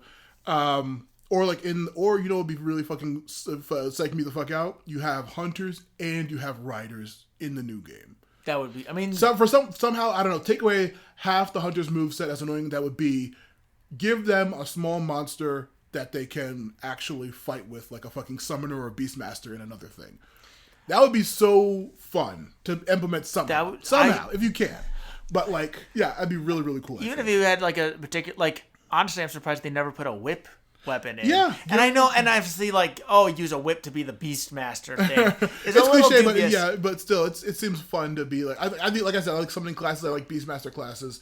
Being able to use a monster in combat with other monsters is why stories are so much fun. And like I said, the aspect of their POV of the hunters and the hunters' POV of poachers, it's very fucking interesting dynamic. And also I was listening to a review about this movie. One of the main things about Monster Hunter is that it's about conservationism. It's about protecting the environment. It's about protecting communities and protecting things like that. This movie doesn't cover any of that shit, but we'll get into that in a bit. But yeah, it's like the main point of all this hunter building and all the things that they're doing is to preserve the ecosystem and including protecting monsters from other monsters and protecting them from elder dragons and stuff like that. But I was saying the deep, deep lore of the Monster Hunter world. Have you ever looked into why the elder dragons are the way they are, or Vitalis' backstory of what the fuck that thing actually is and what it represents, or the ancient people, the ancient civilization they always hint at? I haven't really deep dived into that aspect. I just kind of paid attention to what I could in the games. Yeah. And I mean, nowadays I played it so many times I've forgotten. Of course, you're hunting monsters now. Yeah. The main thing is that the ancient people in ancient civilization in the ancient times, they were so strong and so powerful and so technologically advanced, they were slaughtering dragons by the dozens, and they're making these things called I think equal dragon weapons, but they're man-made dragons that they're essentially making. Animatronic or robotic dragons, but they needed to be made like our weapons and everything from killing dozens and dozens of monsters. And so the elder dragons were things that rose up in that environment to stop humans from doing that. And Fatalis was the strongest of all of them. And Fatalis would kill humans and literally the humans were doing, put human bodies on itself as armor. And that's why all the elder dragons protect the ancient ruins, because they don't want humans to go back to what they were doing before. Okay. Yeah, a very interesting thing. It's very cool, high concept shit. I wish they would find a way it's probably there, more. but I don't think I've solidly read any dialogue that's not spoken by in any of these games. That's the importance of the New World and everything like that, and the Elder Crossing that the Zora Magdaros was doing in that game, and it's all it was really cool backstory stuff. The Dragon Haters. I appreciated that one. I mean, that one. It got a little convoluted at times. Of course, yeah. But at least, again, it felt okay, this is a part of the world. Why are these things here? Even the Nergigante's existence was... to eat elder dragons and stuff. It was basically, the elder dragons showed up to get killed by the Nergigante, who was okay, you feed me, Yeah. But, they were just kind of okay, cool. And then it also was just environmentally... Yeah. Then Ashara's Volda showed up, that fucking psycho-ass earthbending dragon. But yeah, the Monster Hunter world is very fucking cool. Now, the final topic on the game side, because we're, like I said, we have to run forever. We're already at an hour and a half almost. And we talked literally about nothing of the movie. Nothing about this movie, because who cares? I do care. We will talk. Like I said, I have a equal amount of questions we're going to talk about on the movie background side. But the last thing I want to talk about was, have you played any Monster Hunter likes? Soul likes, the spin-offs, the other games that are usually basically trying to do what Monster Hunter does. Have you tried any of them? I started last night and I got through I think maybe the first intro, literally the tutorial, and I didn't get any further into it because it was late. But I picked up Wild Hearts last night. Nice. That was one of the first ones I was going to mention. Yeah. It was because I found it initially. It was digitally was $60, and it's and then I looked on GameStop and it was 20 there, but they didn't have any. So I'm well, I guess I'm not playing it. And then it was on sale last night for $10. I'm I had beaten and platinum Forspoken. I'm okay, let's pick it up, give it a try. I'm dubious though on it, the opening, because the opening did not sell me on the game. Which I mean, which like is funny Fortnite? because Monster Hunter meets Fortnite. but like I remember when I started Forspoken, the opening is rough on that game, so I'm kind of like gonna push myself back in. But what other games are there though? Let's see. Well, first, there was Wild Hearts, which is like the EA game. Like I said, Fortnite meets Monster Hunter with the crazy katakuri building system, where you can make crazy walls and platforms and like grappling hooks and all kinds of. It's all about building giant structures. I never liked the building aspect. It was of Fortnite. interesting. Nobody liked it. I thought all the build free modes are really fun in Fortnite. But this game's whole thing was like building. Then you could like eventually mix structures and like make crazy shit like fucking fireworks or like bungee cords or kinds of like really goofy weird stuff. Eventually in that game, when you got enough mechanics, I didn't like the monster design in that game particularly. It's mostly just like monsters. It's mostly just like big animals with a bunch of like spikes on them. yeah, spikes and Chinese like cloud arty like fragmentation on them and stuff. I don't think it was very interesting creation wise. I believe that. The other one, let's see. Have you played the God Eater series? The Japanese one is I've not played God Eater. yeah, it's like it's more floaty. The monsters are like seem like more generic JRPG monstery to me. It's one of those games I've wanted to get into, but it's about finding the again, price wise and time wise. Yeah, but also like it's a little janky, and like I said, it's really floaty. Like compared to the Monster Hunter's big heavy slowness, that game is like you are fucking light as a feather. The moves are super fast despite however big your weapon is, and it was just like really floaty and like quick and all that. And like I said, monster design was pretty generic. See, I want to get into it, but like it's kind of my fear on some of these Monster Hunter likes is.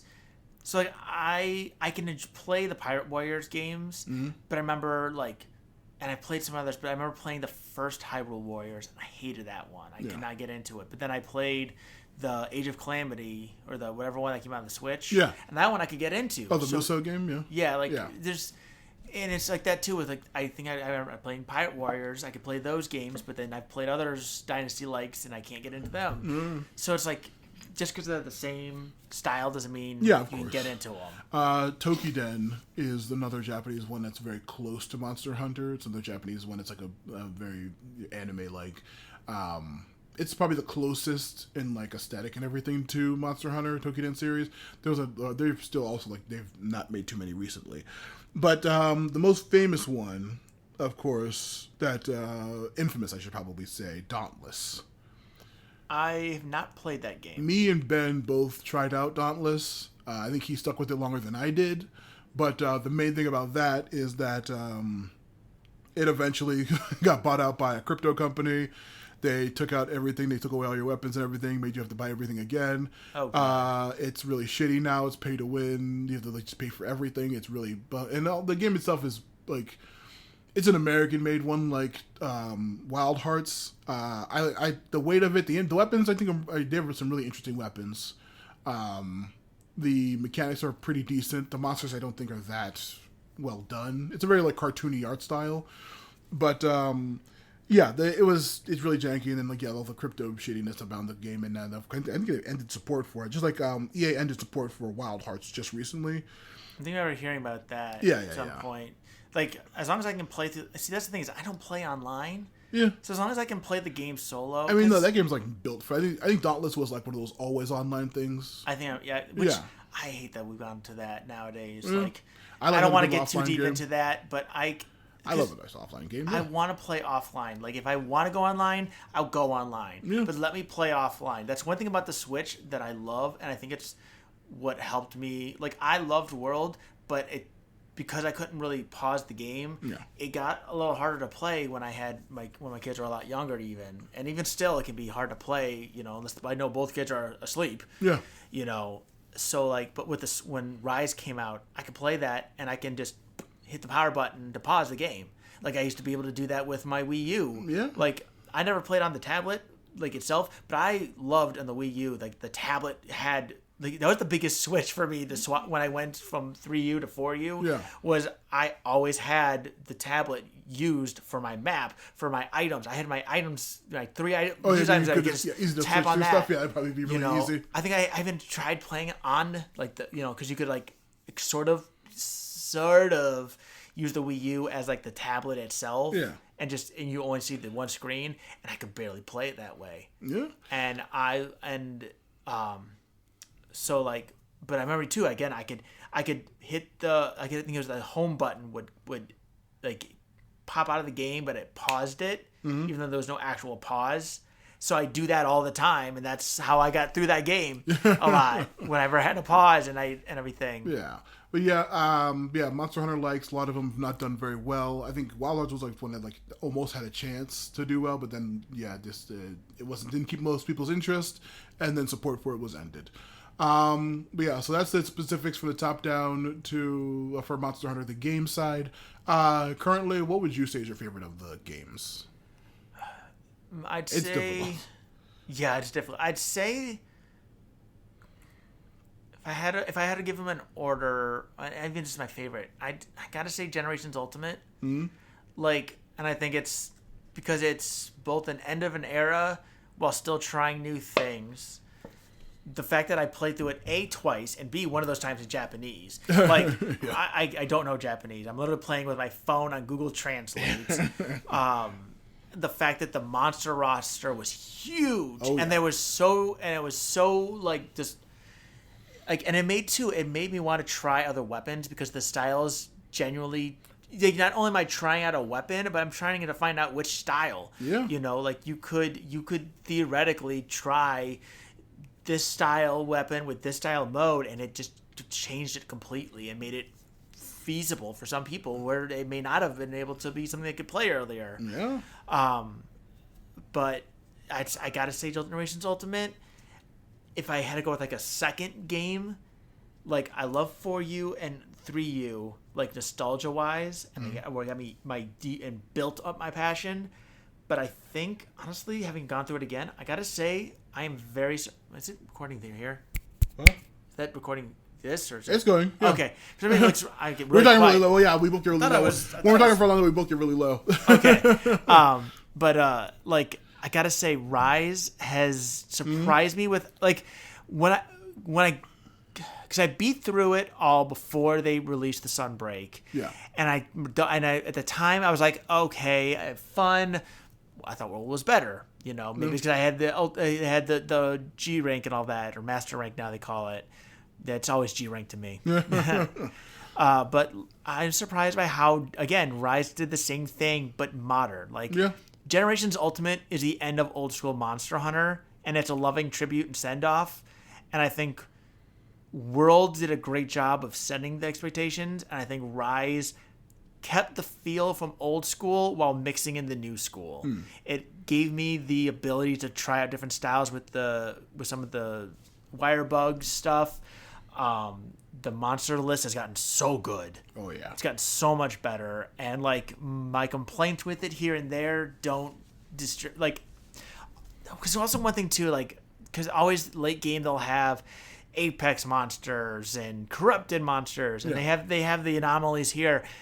But like I think it was the Apex in the old games where it was like they were all, I think it was 3 Ultimate had Apex monsters and they were all hard. Yeah. Or no, there was 4. That was the one that got the Gore Magala corruption. Yeah. I was like, you cannot touch them.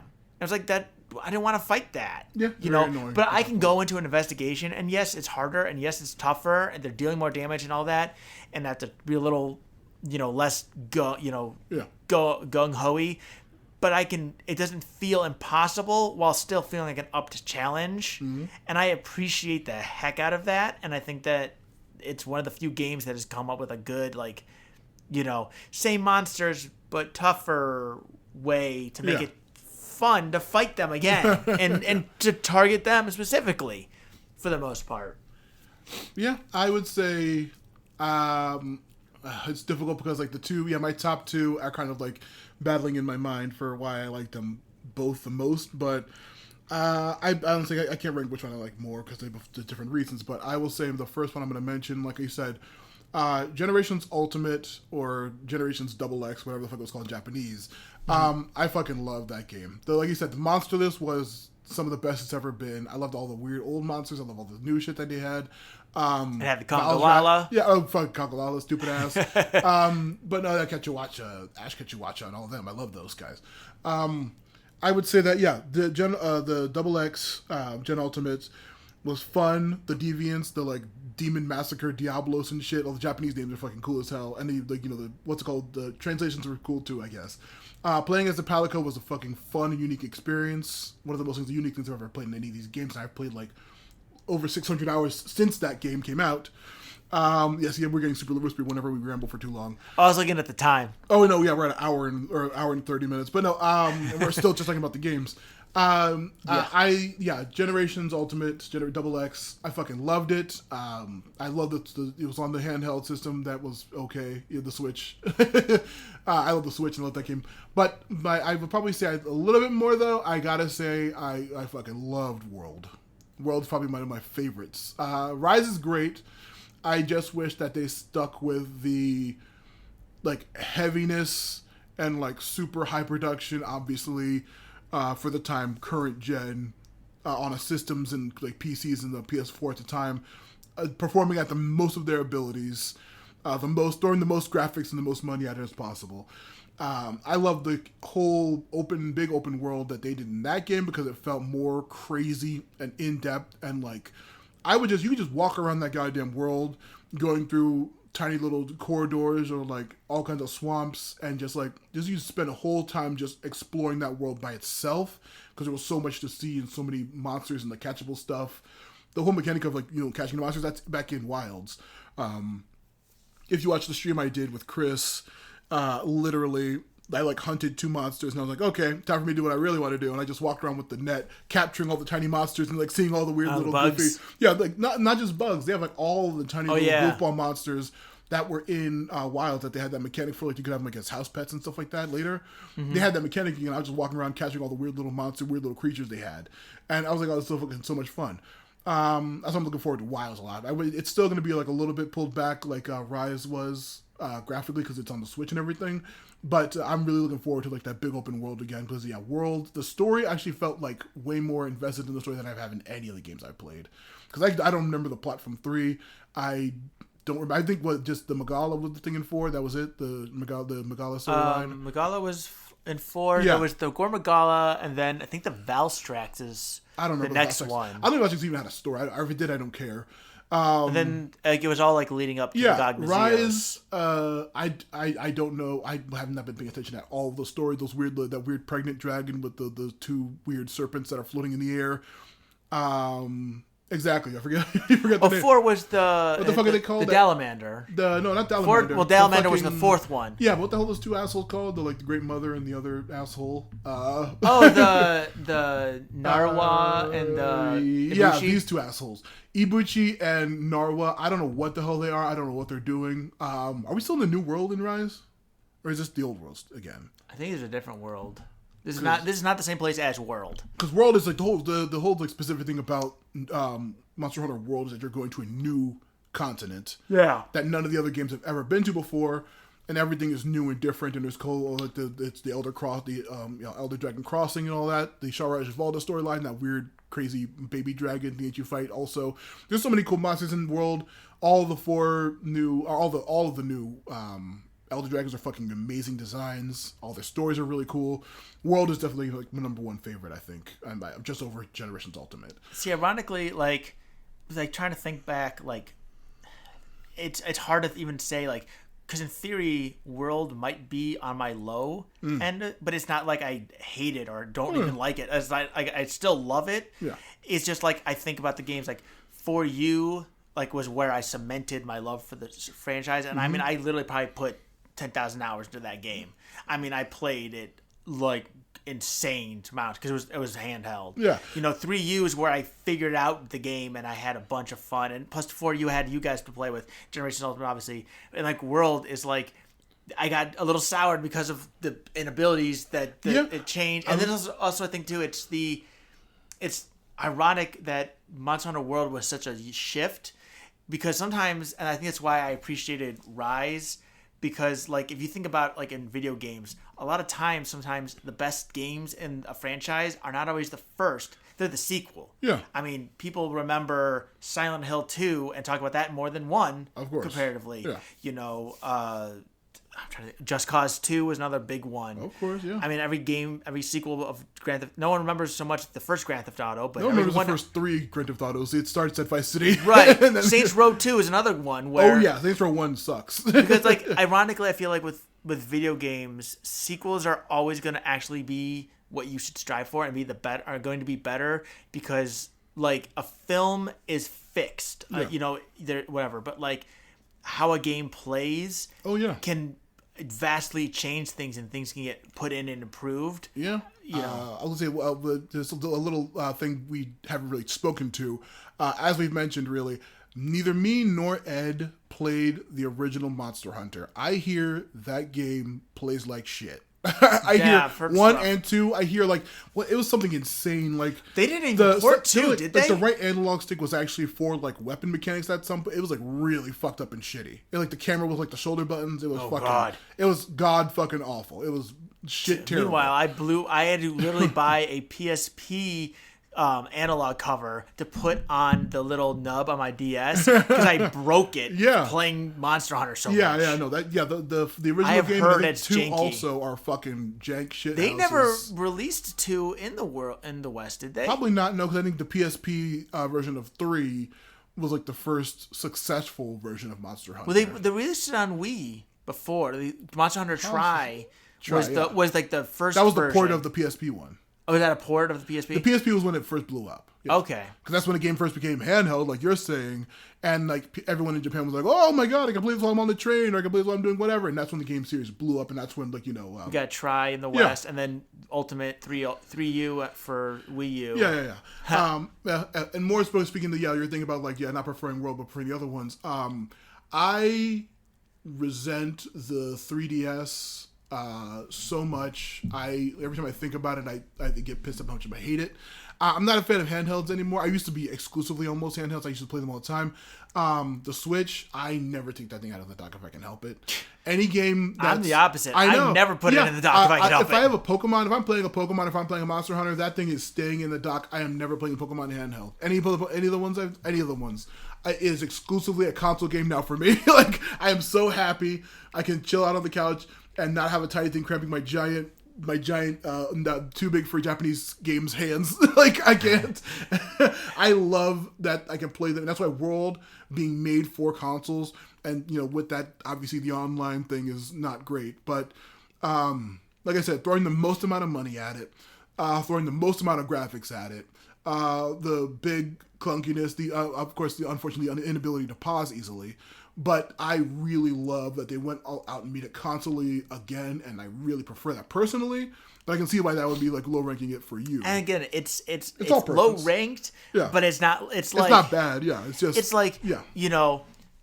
like okay, this is my favorite thing in the world, and then I like this, and I like this, and I guess if I have to choose between $1 billion, $100 million, and everything free for life, I guess I'll the $1 billion and the free for life is chosen. I'll take the $100 million. That's life change. It's it's like it's not the thing I would my first choice, but I'm not upset by it. Yeah, not the worst thing ever.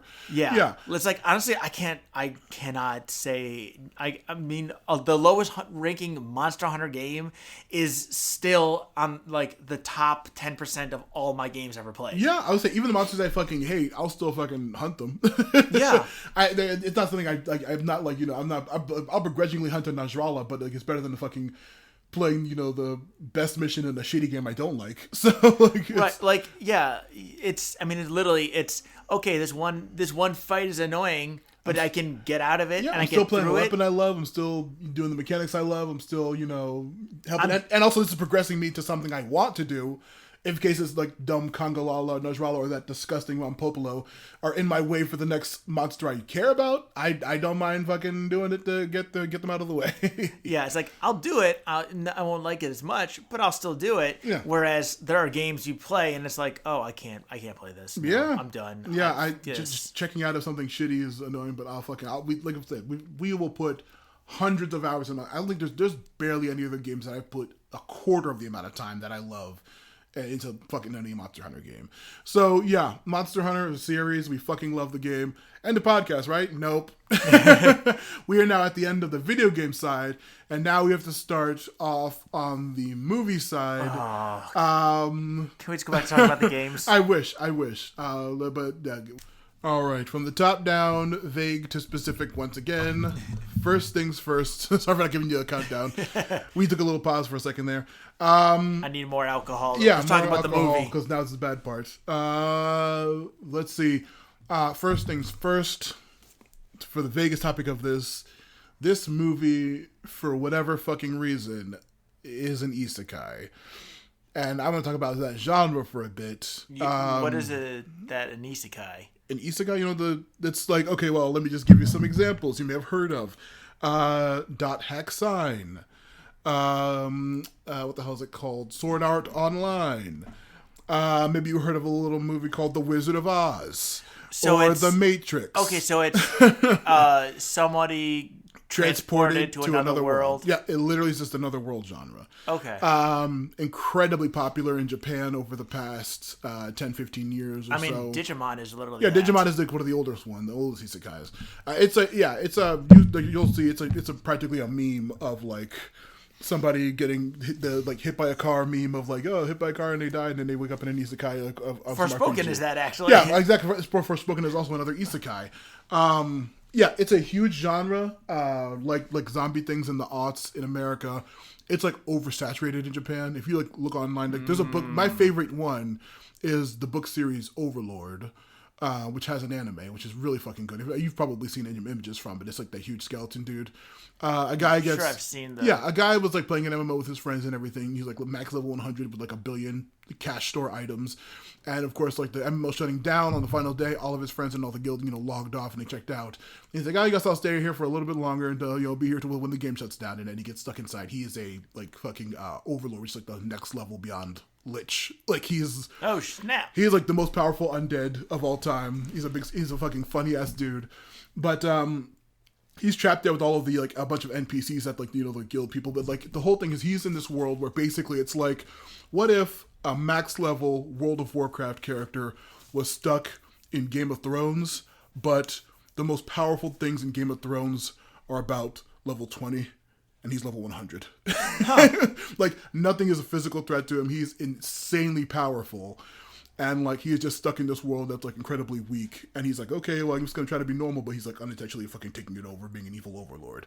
It's very fucking that cool. Is funny. It's very cool.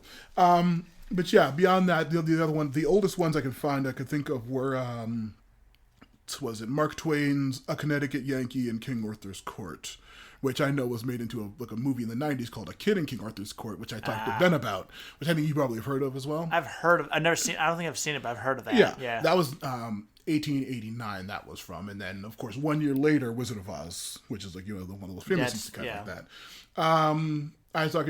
I know Chris loves the genre because he said like he's obsessed with it.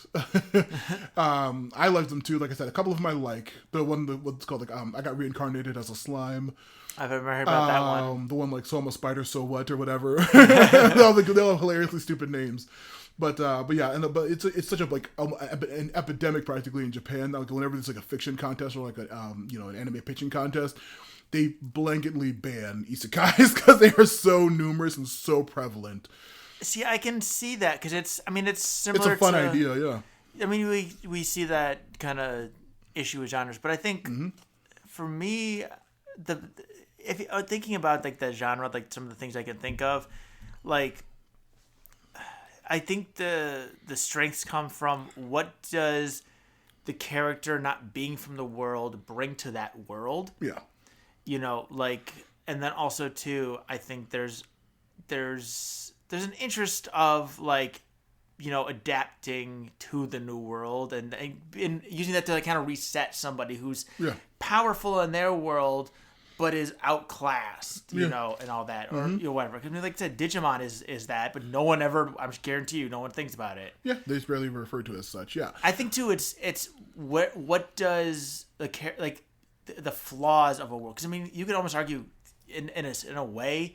Isn't Superman technically? Oh yeah. The one of the bits I always love is like the Goku versus Superman thing. There's another one, Goku. Yeah, Goku. Well, no, yeah, but he's just on another planet technically. But yeah, it's same difference. He went to HFIL and all that his stuff. world is literally doesn't exist. Yeah, and then the bit I always think of is like there was once like a little animation of like Goku and Superman fighting, and then like they destroy the planet, and it's like, and so their fight was so strong it destroyed the planet. But just before they did, a human was sent off on a spaceship, and he went to the planet of paper, where everyone was made of paper, and he was the strongest being in the world. It was just like, yeah, that's pretty much how it would be like. Yeah, I mean, I think it can be interesting. But yeah, it's most of the time it's usually like the main thing of the genre is a lot of time is video games. People trapped in video games like Dot Hack and Sword Art Online, and like the main like meme conversation or forum post you see is like the last game you played, you get transported into, isekai into, like how would you survive, or like what's it be like for you. And of course, yeah, most of the time it's probably going to be Monster Hunter for most of us, which is funny because it's a movie. But yeah, I like the genre. It's like it is oversaturated. It is a problem. Like finding good ones is very difficult. The books, like I know your wife Leanne reads a lot of like fantasy books and stuff like that too. Yeah, there is a shit ton of fantasy books that are isekais or lit RPGs, as sometimes called, when they have like actual like game mechanics, something strapped in. It's incredibly popular. No, I like it. I like it fine enough. Like some of the other examples, like I said, Wizard of Oz, Wicked just came out, which is like just like the isekai world without the transported person. Actually, no, never mind. It does have the transported person, the wizard. Oh yeah, he's been isekai into a world where he's just kicking ass and fucking taking over. I mean, ironically too, like the fact that you look at the Wizard of Oz, between both the original movie and then also like the Great and Powerful Oz movie that came out with. Was that James Franco? Yeah. Oh, that was right. That was before. I didn't see it, but yeah. I was working at the theater when it came out, and like that was a good enough movie. But like, do you see how like they influence the world? If you're gonna have that happen to somebody, how do they influence the world in a way that is both makes sense, gives them power, gives them weaknesses, and how do they rise above it in an interesting way? Yeah. Like. I actually watched a video essay by someone talking about like people don't understand what a Mary Sue is, and I think that I bet you that's why they had to ban it, because people use that trope to give themselves the flawless power fantasy without the flaws. A lot of isekais are just like me, a boring regular brown-haired Japanese pro-tag trapped in a video game that I play all the time, but I'm the most powerful, cool character. The major issue a lot of them have is like just a fucking massive harem. There's usually just fucking harem animes disguised as like a plot to be like another world.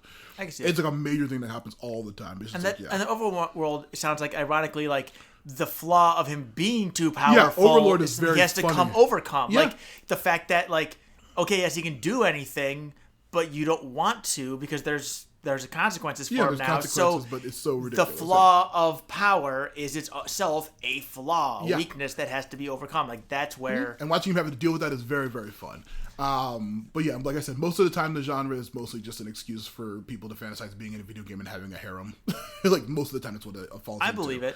But yeah, this movie, it's also think about movies like what was it? The Sonic movie and the He-Man movie and Beastmaster movie, they're like the opposite, where like those characters from fantasy worlds come into our world, which I don't know if I think is any worse. I think it's a very like lazy idea personally. But again, the Sonic movies, I haven't seen the third one yet. I have not seen the third one yet. Yeah. Which I'm surprised because my sons love Shadow. No.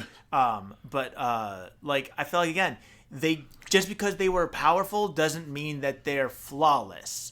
Sonic was powerful, but his flaws he has issues, showed. And his exactly actually has a competent villain that he's up against most of the time. So yeah. But yeah, it was such a weird choice. Honestly, though, I think my thoughts on this movie overall actually somewhat shifted from before I rewatched it to to the ending. Mm-hmm. I don't think that concept in this film was actually poorly done.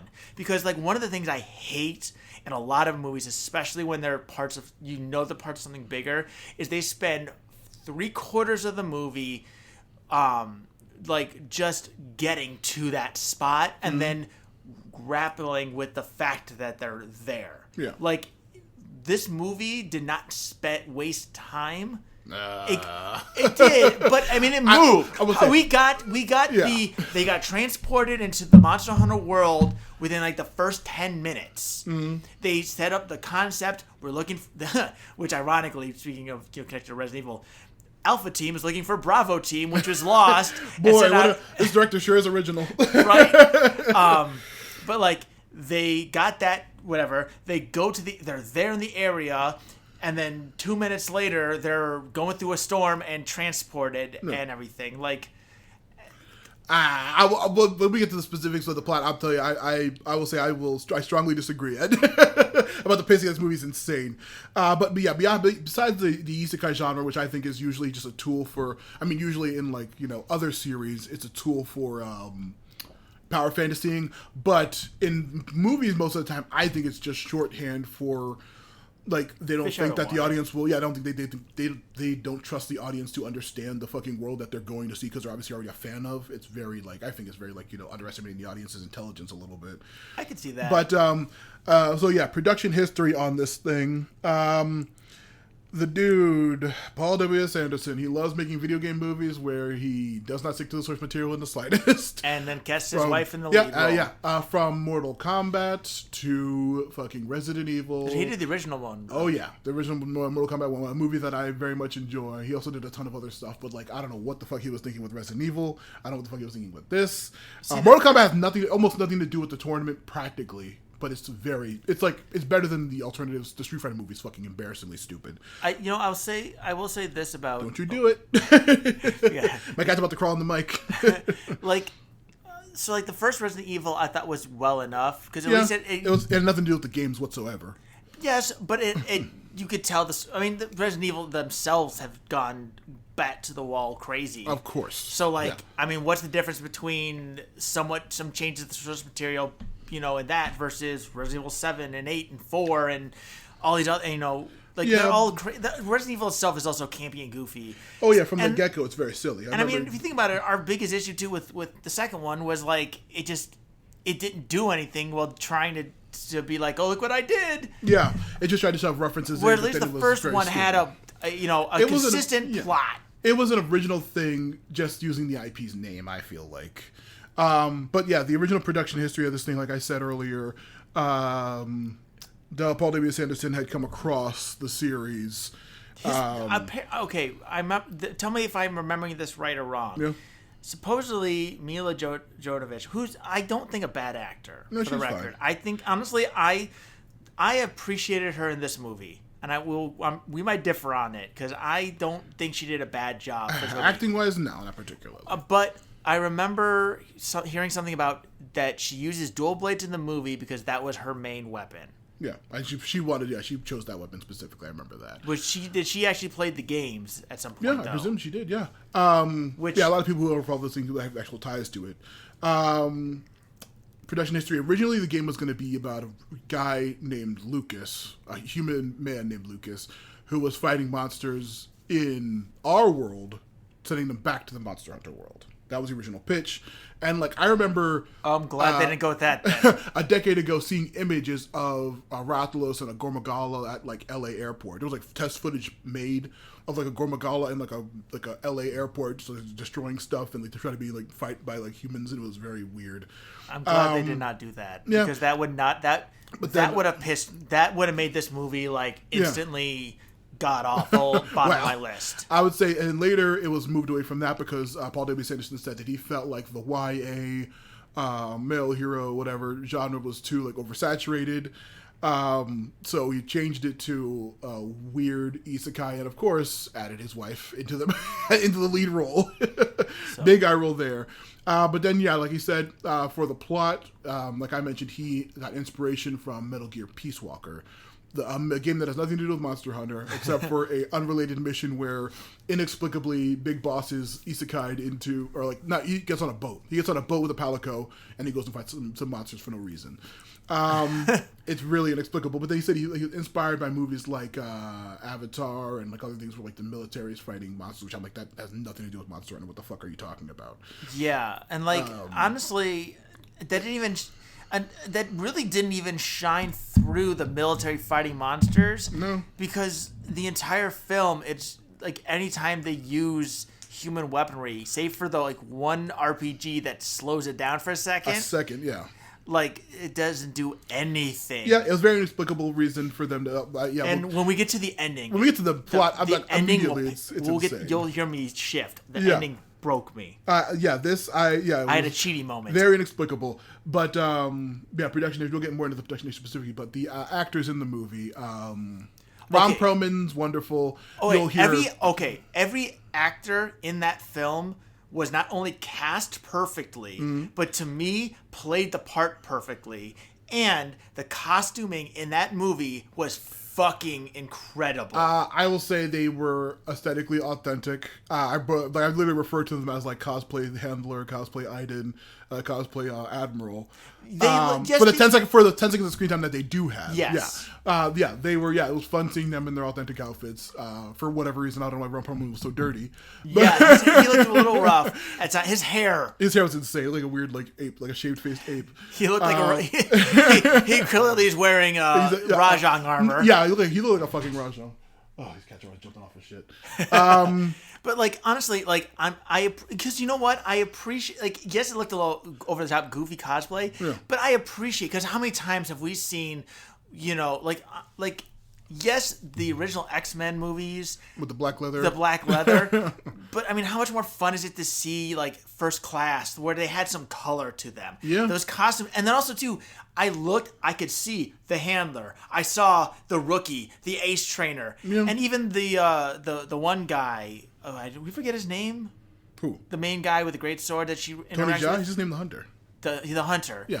I mean, he looked like the hunter. Actor-wise, you looked at him and you knew, and honestly too, you looked at them all, you knew, and from the logo itself, you knew it took inspiration from World. It dressed them up just like World, but they looked, I mean, their hair, their makeup, their costumes, everything looked spot on. You could take any one of those stills, and I knew that they were from Monster Hunter. Yeah, and I appreciated that, because for the 10 seconds that they were on screen. Yes, and that's part of the problem. That's a part of many problems. Because that should have been what we were seeing. Yeah, that should have been the whole movie. But of course, no. We need to isekai these group of military assholes, including T.I. Great. A rapper, not an actor. He's been in a ton of movies, but he's not an actor. He's bad at it. Was he the one who had the fucking mist level death? Yeah. Okay. T.I. is the rapper who we see. He was in Ant-Man movies. He's like one of the side characters in that.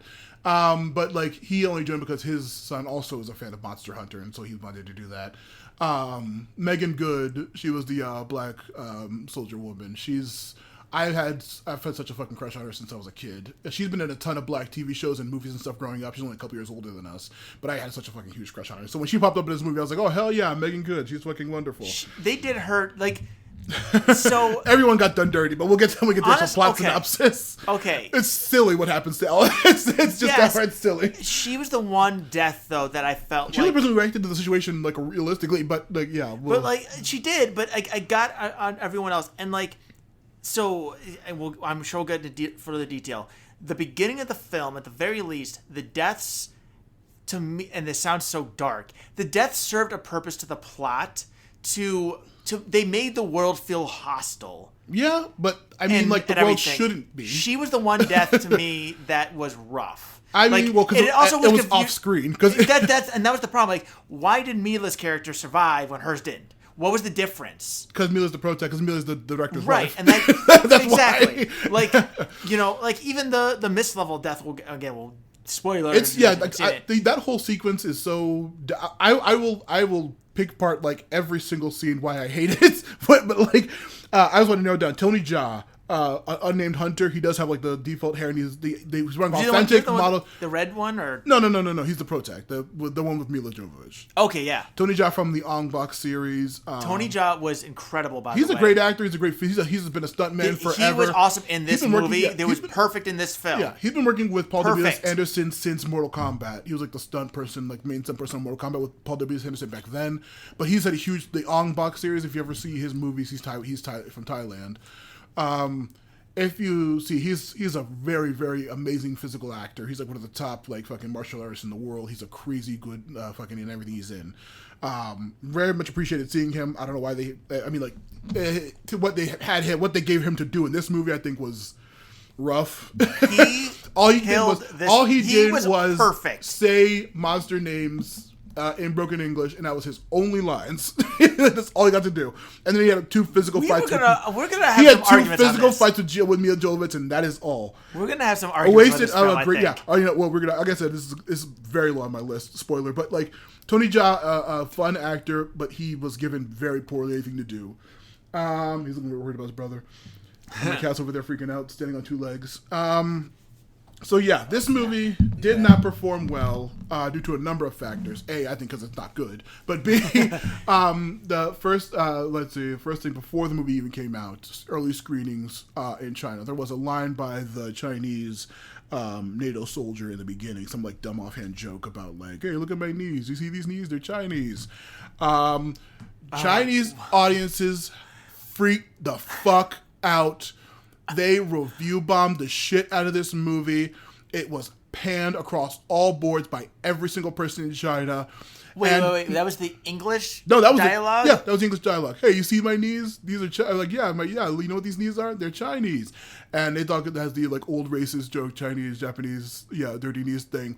The movie was utterly fucking destroyed in China, which is where all the bad CGI movies go to make any money. Okay, this is not a bad CGI movie. This is a bad movie, but this is not a bad CGI movie. Oh yeah, I love my burnt clay Diablos. We'll get to it. We'll get into it because we are going to argue about this. This is going to be a 5 hour. But dude, I told you between our talking about this podcast and our friends' bits, it's going to be. We hit the 3 hour mark. We're at 2 hours now, but it's going to be 3 hours with at least Ben's we were in thing. agreement for an hour 45. Oh yeah, we're having a fun time, but now we're going to be shouting at each other for like the next 2 hours. We're going to have arguments. But yeah, I think we're going to argue more about this film. I think probably than anything we've done. Justice League. Yeah, probably. And you made me watch Yeah, Justice League. and I was asshole. I was only half-heartedly defending Justice League. I'll defend my opinion. And on this I movie. made you watch Terror of Tiny Town. Yeah, and I wanted to jump out of a window.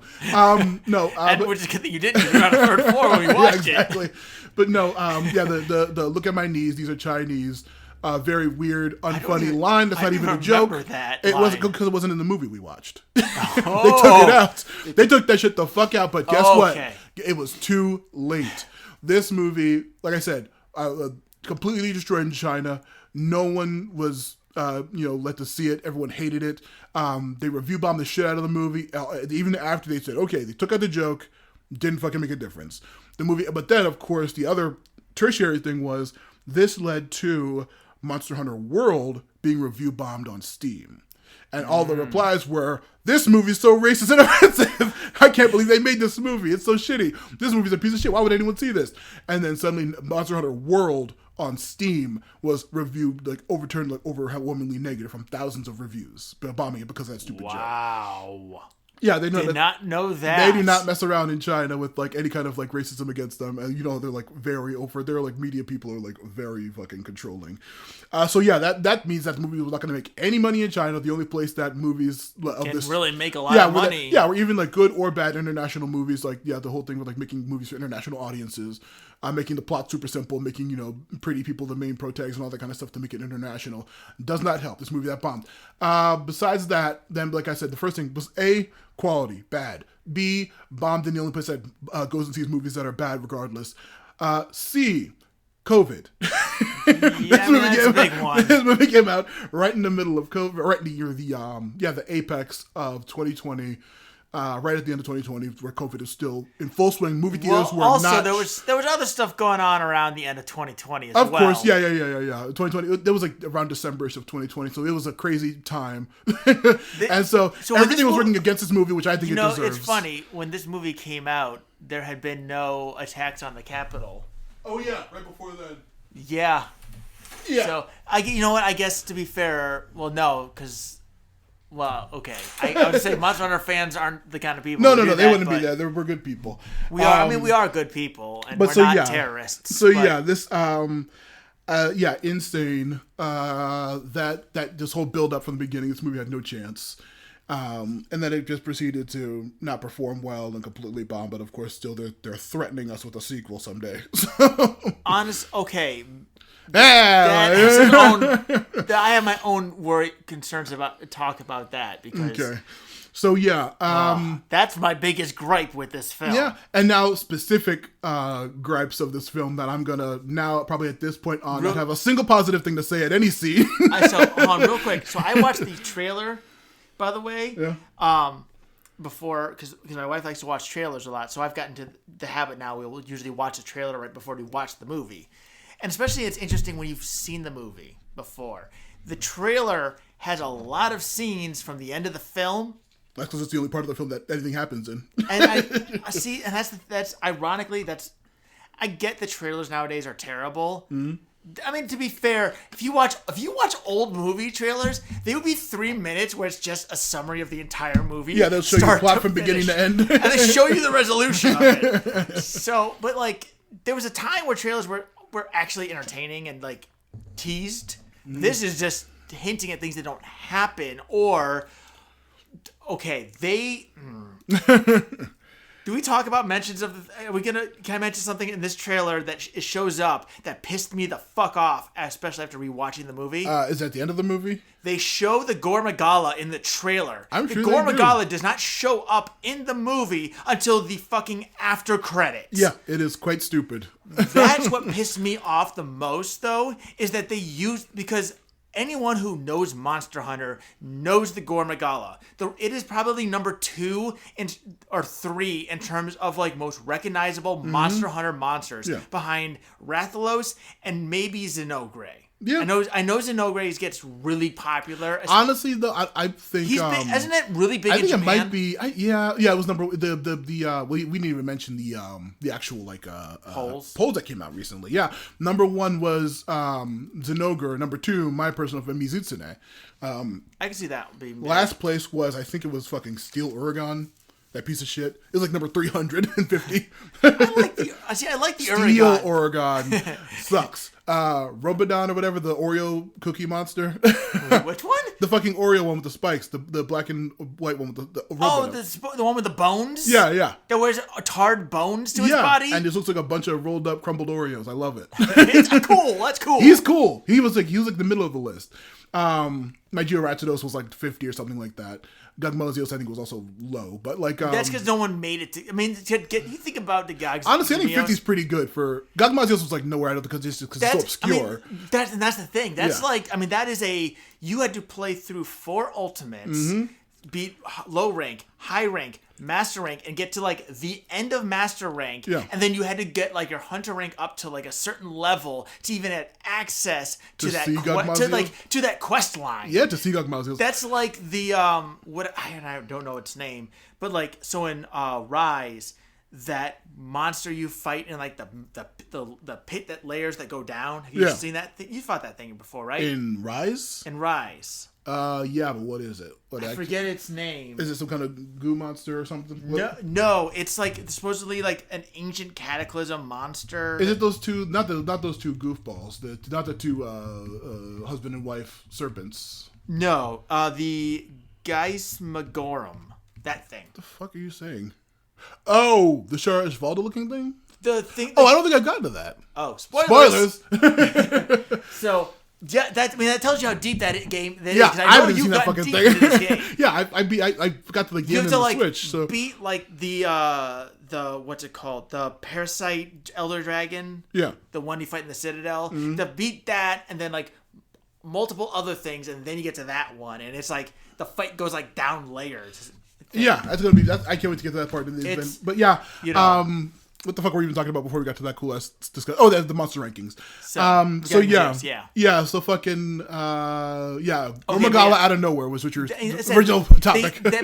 It's hinted in the trailer. So you watch that trailer and you're like, oh yeah, they fight the Gormagala. That's cool. And then they don't. Spoilers, they don't. They Yeah. don't see the Gormagala. Like I said, the original- Mila Jovovich doesn't see the fucking Gormagala. Nope, she does The not. only person who does is the fucking Palico who Meowscular Chef. shows up Yeah. at the end Makes fucking no sense. with weapons, which is awesome and a cool concept, and the fucking after credits of a film we will never fucking see. Never. And if we Hopefully do, not. that's not gonna happen. And that scene is gonna be fucking pointless. Of course, I mean, Paul, Which is do you a remember shame. Mortal Kombat? Do you remember the end of Mortal Kombat?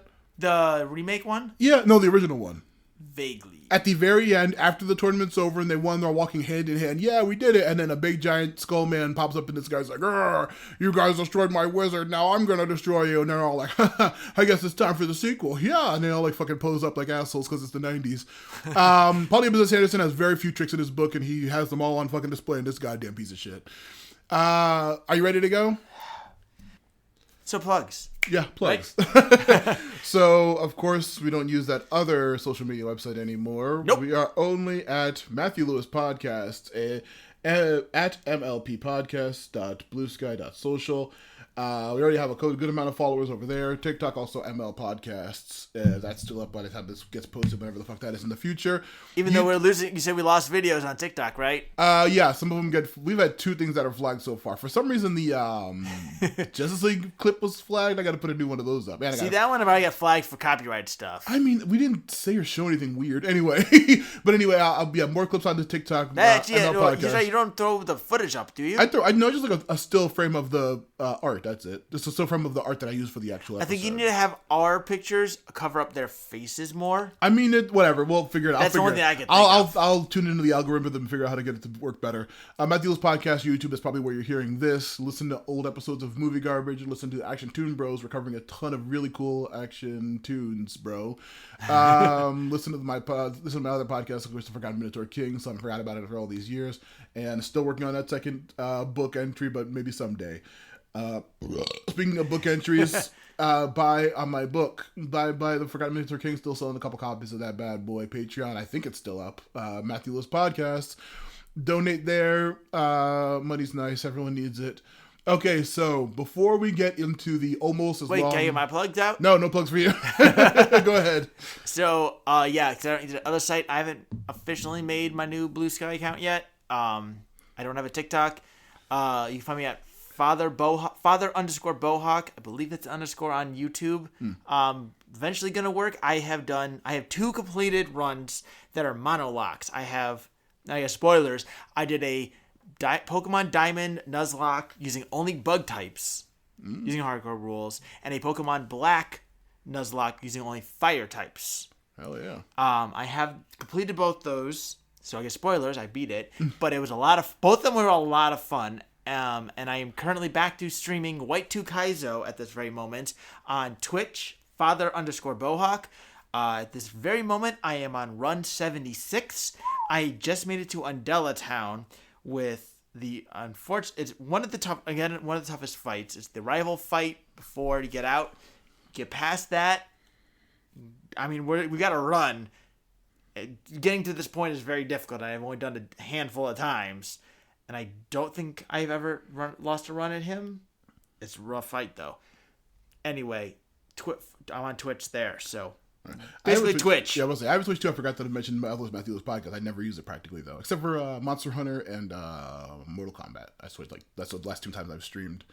I thought about streaming, and maybe, hey, listen, if people listen, it's pretty easy on the PS4. Well, say if people want, I've thought about streaming like more Monster Hunter stuff. Like honestly, like grabbing up Rise and connecting that and streaming Rise. Yeah, that'd be so if anyone wants to watch me stream Monster Hunter more, it's probably pretty tell me. It's gonna get more popular when the new game comes out, which is probably going to air way after that game's been out for a bit, but we'll see. I mean, listen, I know it's 5 hours. You got to put some extra stuff in here, but I mean, we're at 5 hours, and we're about to add another 1 hour of Ben's opinions, and then who knows how many of Chris's, but we'll see in the future. We're about to listen to those in a moment. But before that, okay, so This piece of shit who's responsible for all of this, Paul W.S. Anderson's made a lot of bad movies. One of them, the one movie that I think of his that I think is objectively enjoyable, that I do defend a little bit, is Alien vs. Predator. I think Mortal Kombat's fucked up. I think Resident Evil movies are weird. He has some other shit on there that I don't really care about. But I like the Alien vs. Predator movie, the first one. I think the second one's enjoyable too, and it has some fun aspects. On its own merit? On its own merit, no. Not even on its own merit. It's pretty shitty on its own merits. But no, I think the first one is a fun movie that's completely out of pocket of either of those franchises, but it is an enjoyable little crossover movie. Now... real quick, I'll say, I actually, when I first watched that first one, I remember there was two scenes I will always remember. One, there's a scene where a guy gets zooped out of nowhere. Like, it was hysterical. I remember watching that with a bunch of friends, and we died laughing when we were watching it. And also, I remember pausing it while watching it at a scene where, like, the predator is in the scene, and the alien is, like, in the shadows, but, like, visible. Yeah. And there's actually my phone wallpaper for a while, because it was one of those, like, badass cool shot, pauses. It's a fun, cool shot. Crossover movies. So now... And you have the opportunity. Now I also had Ben and Chris chime in on their opinion between these two. So did they two agree crossover on the same? Films. Well, we'll see what their opinions are once we listen to it. But the two movies. The first option. Ed, how familiar are you with the Grudge series? Have you seen any of them? I know that there's a little ghost boy in one because of Scary Movie 3. Okay. Have you seen the Ring movies? I have not, and of course I know the basics on them. Okay. So you've never seen Sadako versus Kayako, aka The Ring versus The Grudge? No, I have not. Yeah, that's movie number one. We'll get deep into J-horror of the fucking history of those two movies and how that movie utterly fucks up the entire premise of both of those franchises to make this movie happen. It's very stupid. Unless we do the other movie. Recently, I've been following a YouTuber named Quentin Reviews who has this like 40-hour long thing about Nickelodeon cinematic, sitcom, the Nickelodeon sitcom universe, all those TV shows and the arcs that it's been through. And of course, in recent times, the Quiet on Set doc about Dan Schneider and all his crazy disgustingness. But he has like a 40-hour long series covering all of iCarly, all of Victorious, all of Sam and Cat, which is incredibly funny. I've never watched those shows in my life, but he is an incredibly humorous fucking YouTuber, and his series is really fantastic. I suggest everyone check it out, including the doc Quiet on Set. But there was a 3-episode made-for-TV movie called iParty with Victorious that was an iCarly and Victorious crossover movie. Now, you may think, well, that can't possibly be counted as a movie. It's longer than Terror of Tiny Town, so it counts. So, the choices are Sadako versus Kayako or iParty with Victorious.